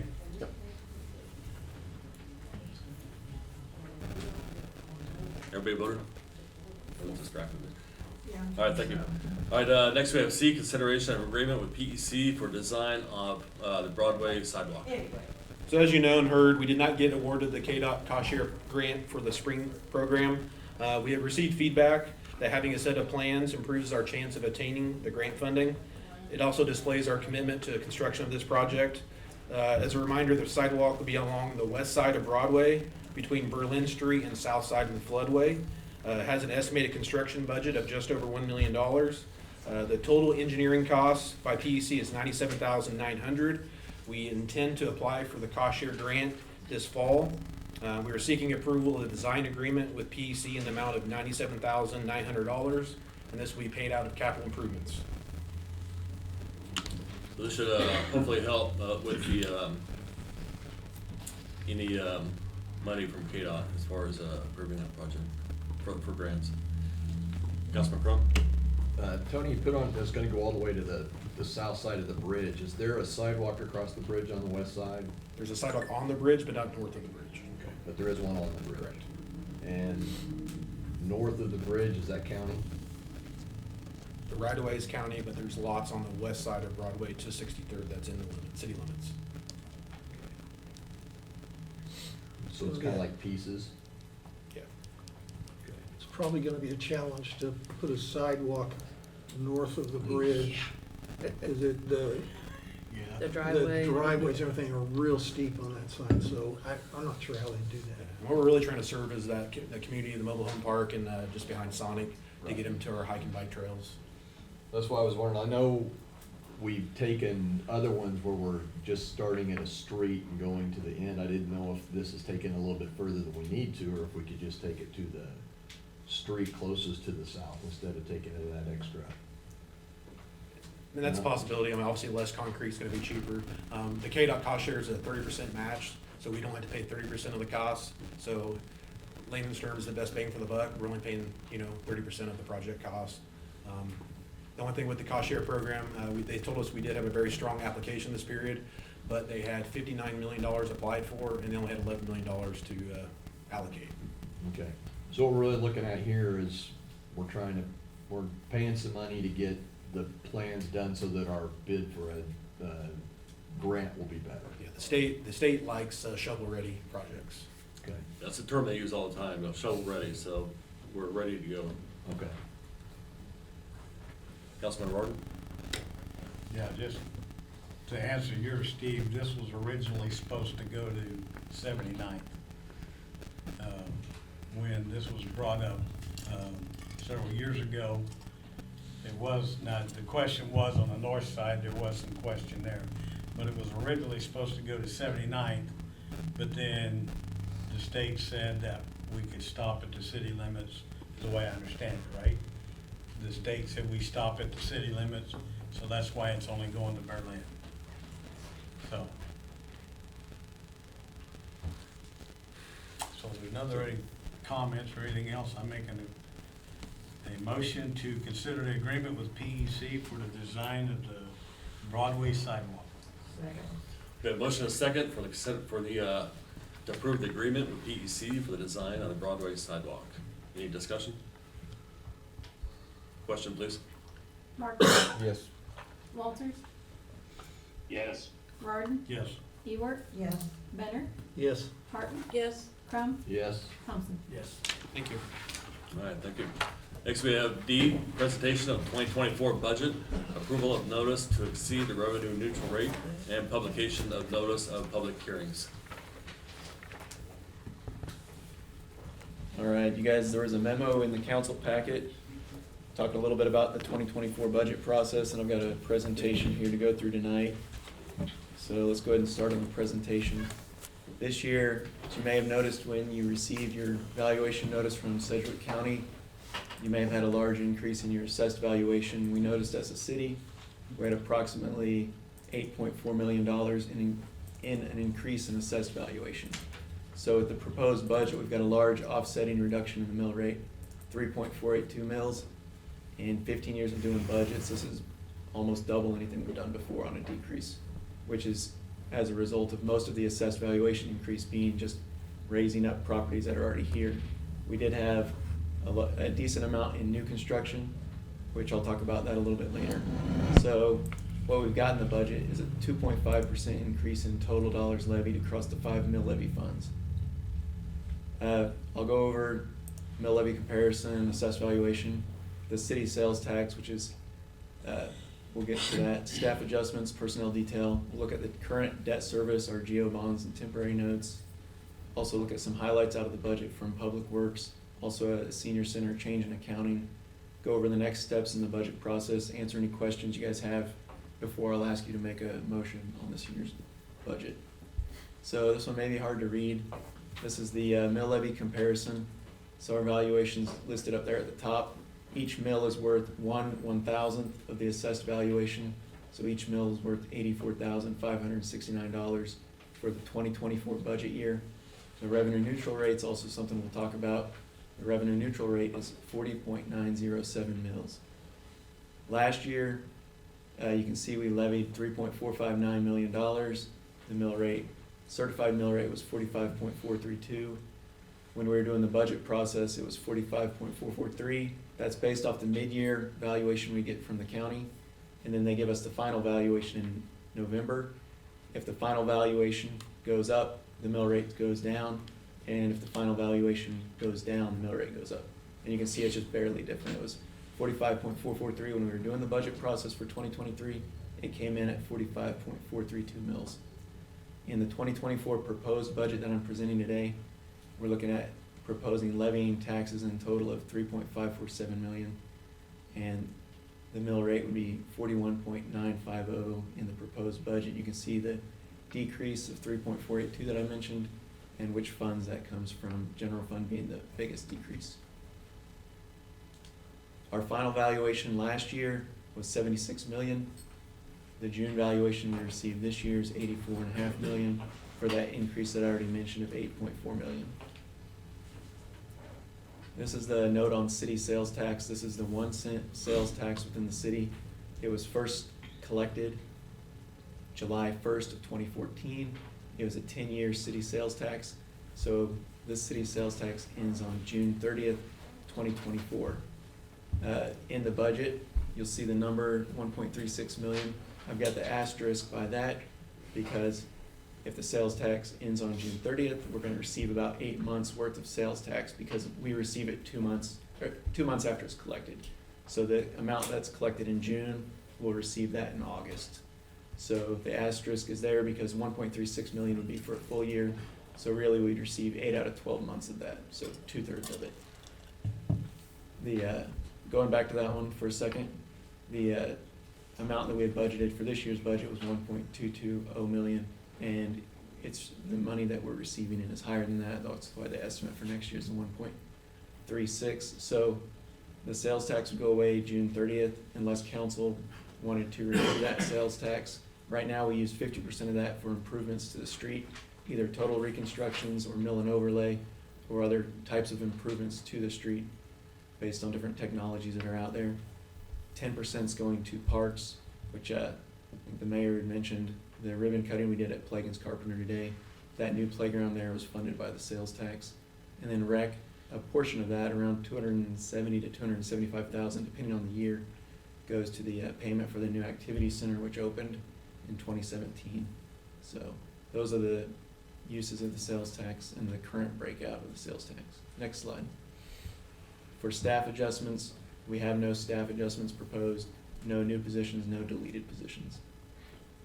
Personnel detail, if you guys remember in the budgeting process, every other year we go for a step increase with satisfactory performance evaluation. Our pay chart has 15 steps. When somebody comes in, based on their experience, they could start at higher than step 1. A lot of times people come in, start at step 1. Every other year, with satisfactory performance evaluations, they would increase a step. Steps are 3%, so step 2 is 3% higher than step 1, and all the way up to step 15. In the offsetting years, we usually do a cost of living increase. So 2025, we would look at doing a cost of living increase. Next slide. We'd also like to have a pay chart study done by a third party. The last 2 salary surveys that we did, one we did last year and one we did in 2015, were both done in-house. So we'd like to have a third party do that. Look at our job descriptions, compare them to other municipalities, compare them to the private sector, see what they come back with. I like the salary survey we've done in-house, but we do want to have another set of eyes look at the entire thing. So, next slide. This is the start of the debt service slides. Start out with the general obligation bonds. As you heard Brett Sjogren from Stiefel say earlier when he was presenting the first resolution, when we have a new development come on, the way that they do the developments in Kansas, which is unlike some other states, most other states, they petition the city to make the improvements. We have our engineers design the improvements to street, water, wastewater, stormwater. They borrow money at a lower interest rate by using the city's ability to issue the temporary notes and then the permanent financing, which are the bonds. So right now, we have, at the end of June this year, we had 7.305 million in outstanding principal on our general obligation bonds. Our 2023 payment, which most of those pay out on October 1st, is 880,000 principal. So by next year, next June, we would have 6.425 million. Next slide. Current temporary notes that we have. There was one that we did for the rotary press equipment, which is the dewatering equipment down at the wastewater treatment facility. We borrowed $405,000 initially on that one, over a 4-year temporary note. We paid off half of that. Final payments in 2025. The Coppertail infrastructure, that's for the new development in town, right to the west of James Street. That is temporary notes in the amount of 1.845 million. We'll get final project costs for that. As you know, the infrastructure's been already installed. We'll take those to bonding, so that'll go from temporary notes to geo bonds, either later this year or early next year. So our total in temporary notes is 2.05 million. And this next slide shows what was approved tonight with the temporary note sale that Brett Sjogren mentioned, 3.91 million for Wheatland Village infrastructure. Our outstanding debt on the activity center, 2.735 million. The payment this year, you can see the principal and interest payment we'll be making this year. So by the time we make that payment, there'll be 2.57 million in outstanding principal on the activity center. This is the senior center accounting adjustment. For as long as I've been here, we've been receiving a portion of basically the expenditures that we pay out in the senior center department from the county, from the Sedgwick County Department on Aging. It's been 35,000 for years and years and years. We recently got a little bit of an increase based on some of the programs that we've done. So basically, ever since I've started here, we have taken that amount that we get back from the county and netted against the expenditures. In the 2024 budget, we're gonna deposit that reimbursement from the county into the general fund, general revenue fund, and we're gonna actually show the total of the expenditures. So if you're looking at the senior center in the budget, you'll see that it's gone up by quite a bit, but it hasn't really gone up by anything. It's just the difference in accounting for it. We're not gonna net the expenditures with this reimbursement. We're gonna show the total of the expenditures in the senior center department, and the offsetting revenue will be in the general fund revenue. So no difference in dollars, just how it's shown. You'll see it's different if you looked at that. Next slide. These are some of the highlights from the Public Works Department, Water Department. In the 2024 proposed budget, we've got $300,000 set aside for water plant electrical upgrade and additional high service pump. It's estimated to be a $1 million project, so it's gonna be a multi-year project as far as setting the money aside to do the project. Got a $27,500 item in the proposed budget for a water valve exerciser. If you guys have any technical questions on what these are, Tony can answer them if I get them wrong. Next slide. Wastewater Department, this is something you guys have seen year after year in the wastewater department. Cured in place pipe is what we do to rehabilitate old sewer lines. Puts the plastic liner in there and gives the pipes many more years of useful life. Plus, you don't have to dig them up. You don't have to dig a big hole. They go from manhole to manhole to rehab those lines. $30,000 also for manhole rehab. $35,000 for a push camera for sanitary sewer lines, so we can do our own inspections there. Next slide. Park Department. We do have $75,000 in the Park Department budget for replacement of a dump truck. Got $25,000 for a new mower and $20,000 for a stump grinder. Okay, I'm gonna go over these next steps, and then the last slide that shows up here will be a sample motion, but at that point I wanna wait and answer any questions that council has on any part of the budget. The next steps would be to inform the county clerk of the intent to exceed the revenue neutral rate. If you remember on the mill rate comparison slide, I had the revenue neutral rate up at the top, and in the proposed budget, it was higher than that. And we can go back to that slide if you guys have questions on those numbers again, or you can pull it up in your packet. It was on the first page of the working budget. The revenue neutral rate was 40.907 mils. The proposed mill rate is 41.950 mils. So about 1 mil increase from the revenue neutral rate. So we would state our intent to exceed the revenue neutral rate. We would include the date, time, and location of the revenue neutral rate public hearing, which would be the September council meeting based on state statute. This public hearing needs to be between August 20th and September 20th, and that's the one council meeting we have within that time frame. We would state the proposed tax rate. Next slide. Publish notice of public hearings in the newspaper and on our website.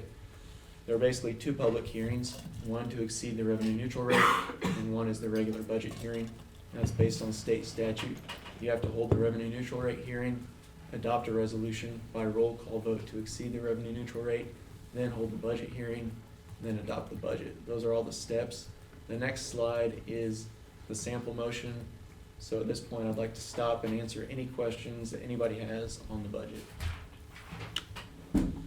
Councilman Crum? Well, can you kind of remind everybody the revenue neutral rate? That's because we want to increase our taxes just on new builds over the last year, right? It won't go up. So the basis of the revenue neutral rate is what the state put into effect 3 budget processes ago. This is our 3rd budget under the revenue neutral rate statutes. So if you want to levy even $1 more than the revenue neutral rate, which is basically they look at the dollars that you levied the previous year, look at your new valuation, do the calculation to come up with the revenue neutral rate. And so if you want to levy any higher than the revenue neutral rate, you have to state your intent to do it. We'd have to send that to the county before July 20th. Then they would send out the notice to all residents so they could see that that's coming. And then that also lists out the public hearing, which would be at the September council meeting, September 11th of this year at 7 o'clock, the same room. And the things that I have in there that are above the revenue neutral rate, the dollars, we've got the new construction amount, which when I say new construction, it's new construction, it's annexed properties and properties that have a changed use. So if they went from agricultural to residential, or, yeah, then they would have a changed use. So those three items are the new construction amount. That came out to approximately $44,000. And the other amount that I've got in here that is above and beyond the revenue neutral rate, when we set the mill rate for the library, it's been 5.25 mils, and that's what they expect to receive.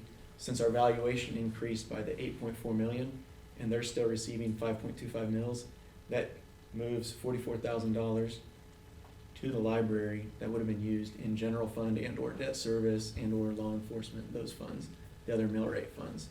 So in this number, the 41.950 mils, I've got those two items. Those are the only two items that are above the dollars that we levied last year. Okay, so the people that saw their mill levy go up, they won't see, They saw their valuation go up, and across the city, it was 11.05% total increase in assessed valuation. but that money won't show in city tax, won't increase in city taxes? The increase, and I mentioned it earlier, and I don't have that slide pulled up. It was, I don't want to say the wrong thing. It was 2.5% increase. So the total dollars levied that I'm proposing in the 2024 budget is 2.5% higher than the 2023 budget. Okay, but our mill levy's actually gonna go down. The mill levy, the mill rate Well, I mean, is the gonna mill- go down by yes, a the mill, lot. right. But as I had mentioned right when I started, the valuation increase is offset by the mill rate Right. decrease. Okay. I just wanted to make sure that people didn't see that all in all, we're trying to lower taxes. Yeah. Yeah, just because the valuation went up Right. 11%. It went up great.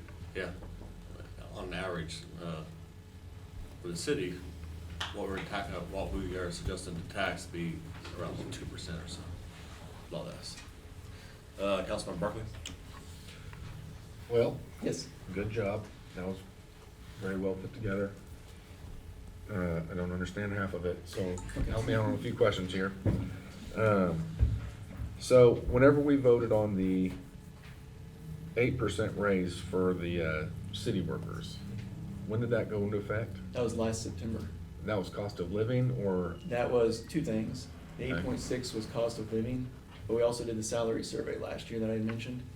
So it was either 8.6 or what the salary survey came back with for positions that you could say were underpaid previously. So salary survey, so that wasn't their merit, that was just a salary survey comparables to other cities or? Yes, other municipalities, and I looked at Okay. the cities that are in Sedgwick County plus other cities that are within a certain area that are similar size. Whenever you did that, did you look at how many steps and how often they have their steps? So like we have 15 steps every other year at 3%? Yeah. So 1.5 a year, 3% every other year. What do other cities do? Where are their employees topping out? How soon? Other cities do this thing way differently, and some are similar where they have a step chart, others just have ranges. Uh-huh. So it's hard for me to say what every other city does, but yeah. Similar cities, you don't know if they do every year or every other year? I'm just saying, there's so many different ways that other cities do it. I Uh-huh. can't tell you that most cities do it one way or the other. So when do the city employees get their next merit? So the next merit would be July 2024, which is the budget that we're working on. So that would be their 3% in July of '24. And they got the or you said 8.6%? Yes, And when was that? that was in September of last year, 2022. So they essentially went 2 years without merit and they just got the 8%? Let me Yeah, just Let me clarify. review for me. everything we did last Yep. year.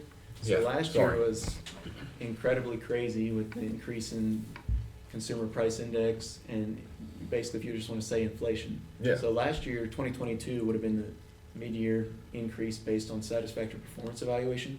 So we did that in July. So that'd be like a Also- merit.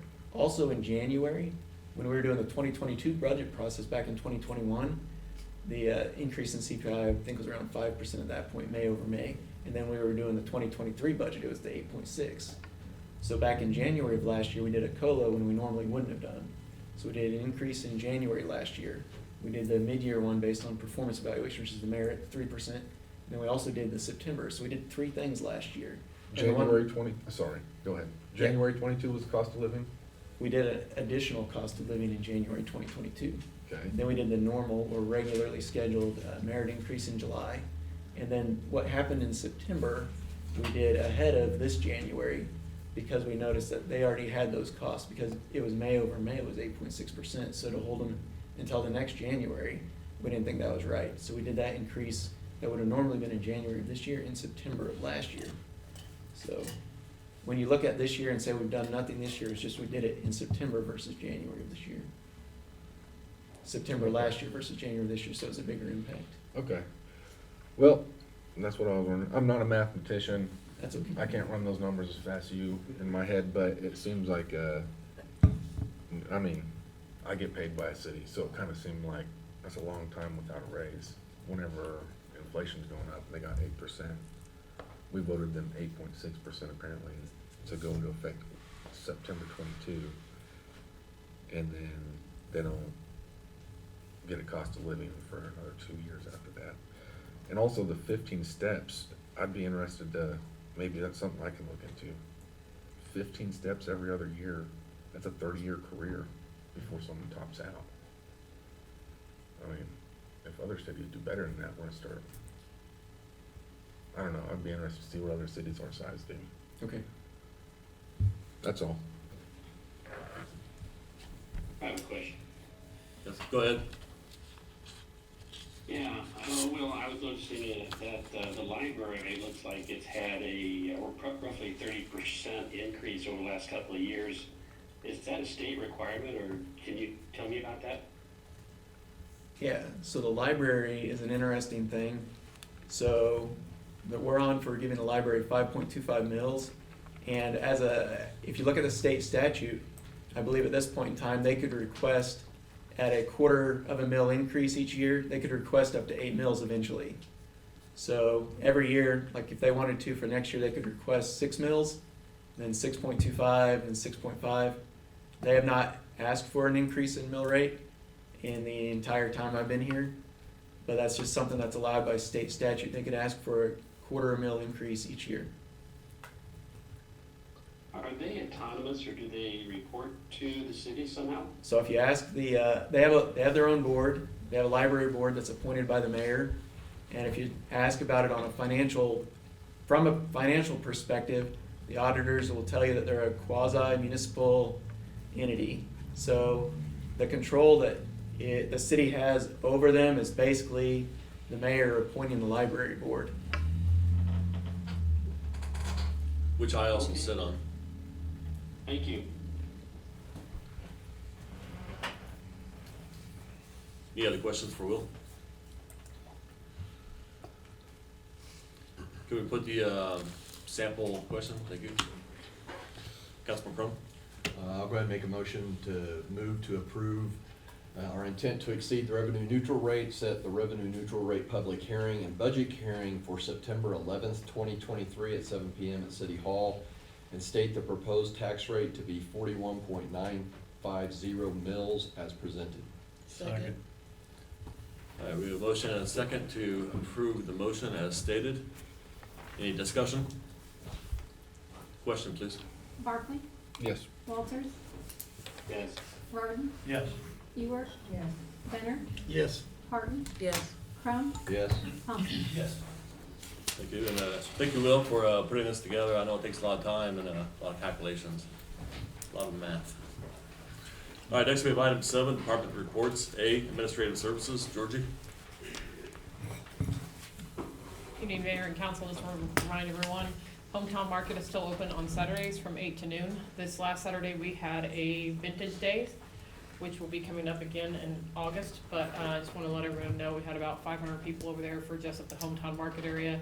We had the cowboy reenactment troupe there, car show, library sales and everything, so it was a lot of people there. We'll be doing it again here in August. We'll have some special events going on, so just look for that. I want to thank everyone for coming out. That's all I have. All right, thank you. Yeah, if you missed it, you definitely missed a good turnout, because there were a lot of people over there, so very successful. City Clerk, Angie? C, Police? Chief? Yeah, good evening again, Mayor and Council. This evening, our visiting officer is Officer Caitlin Waits. Say hi to her as you go by out there. She's on night shift right now, so say hi to her. And also, I just wanted to remind everybody about the National Night Out coming up on August 1st at 6 o'clock over in the area of the pool.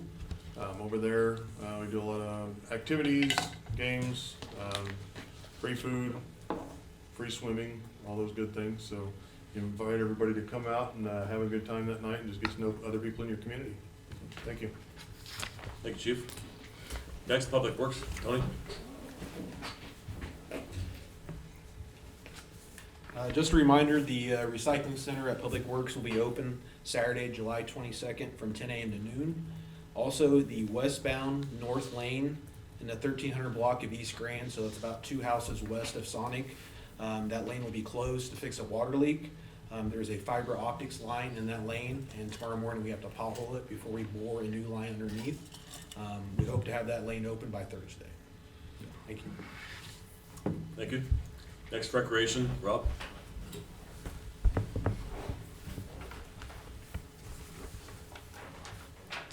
Good evening, Mayor and Council. Last year registration for the 2023-2024 school year starts today. There are a couple spots left if you have not gotten registered yet, so get that taken care of. They're going fast. Movie night at the pool will be this Friday. We're showing Ant-Man 3. That show will start at 9:30 p.m. Our next one will be on August 11th. We'll be showing Super Pets. Youth soccer and youth volleyball registration starts today as well. We'll have our pickleball tournament on August 12th, and then the pool will close for the season on August 13th. Thank you. All right, thank you. Next, we have item 8, appointments. We have none. Item 9, off-agenda citizens to be heard. Is there anybody that would like to speak that's not on the agenda? Seeing nobody? Next, we have item 10, executive session. We have none scheduled. Item 11, review of expenditures. A, summary of June expenditures. I move to receive and file the June expenditures. Second. We have a motion and a second to receive and file the June expenditures. Is there any discussion? Question, please. Barkley? Yes. Walters? Yes. Burton? Yes. Ewert? Yes. Benner? Yes. Parton? Yes. Crum? Yes. Thompson? Yes. All right, next we have item 12, the consent agenda. We have nothing on there. Item 13, council concerns. A, council concerns. Councilman Crum? Not really concerned, I just wanted to thank, I responded to all the emails I got on the trash issue, and I wanted to just thank everybody that called me. I had about 16 calls, and I just didn't call everybody back. I appreciate the fact that the majority of them were respectful, and I appreciate that. A couple of them necessarily weren't, and I did get one email that wasn't particularly pleasant or handled in a respectful way, so I didn't respond to that one. But I just wanted to thank everybody for reaching out, and it's good to see people when they reach out, but please remember to be respectful. I try to be respectful with people, and I would appreciate the same. But thanks everybody for reaching out on something like this. We know that we had one group that came in that was in favor of it and had to start looking at it, and then another group that came in, and so it just is what it is, but I just wanted to thank everybody for reaching out. Thank you. Councilman Thompson? Do we have a start date for the duplexes on Conference Hill? What's going on there? We don't have nothing yet. I know all the utility improvements are done. Everything's, They're just waiting, I guess. I mean, design's done. I know contractors are busy, so I haven't heard anything. I know Jordy's had Danielle try to get some, we have phasing from them, but we don't have a start date yet. I know they have not pulled a building permit quite yet. I thought originally they thought they'd have the first one done in December. yeah, they were like, want that. I know water meters, we've ordered those for the first phase, and we won't get those till November. We were reaching out about that again today. We hadn't heard back. I'll email out an update so you guys can. All right, thank you. Any other concerns, council? Seeing none, item B, council action request updates. Tony? All right, got a few updates. 7050 Plaza, we can celebrate the skirting has been installed, so that case is considered closed since June of 2021. Yeah. 7106 South Broadway, an appeal was filed to district court 14 days after he entered a plea here. It is set for trial. Originally was set for trial here in municipal court in June. Now with the appeal, the district court trial is set for September. 236 North Sunnyside, the resident has mowed the property. The case is considered closed. 260 Sunnyside, the vehicle has been removed voluntarily. That case is closed as well. And then 1503 East Cottonwood, resident has mowed the property. Case is considered closed as well. 358 North Moy, we have 2 on this one. The grass has been mowed. That part of the case is now closed.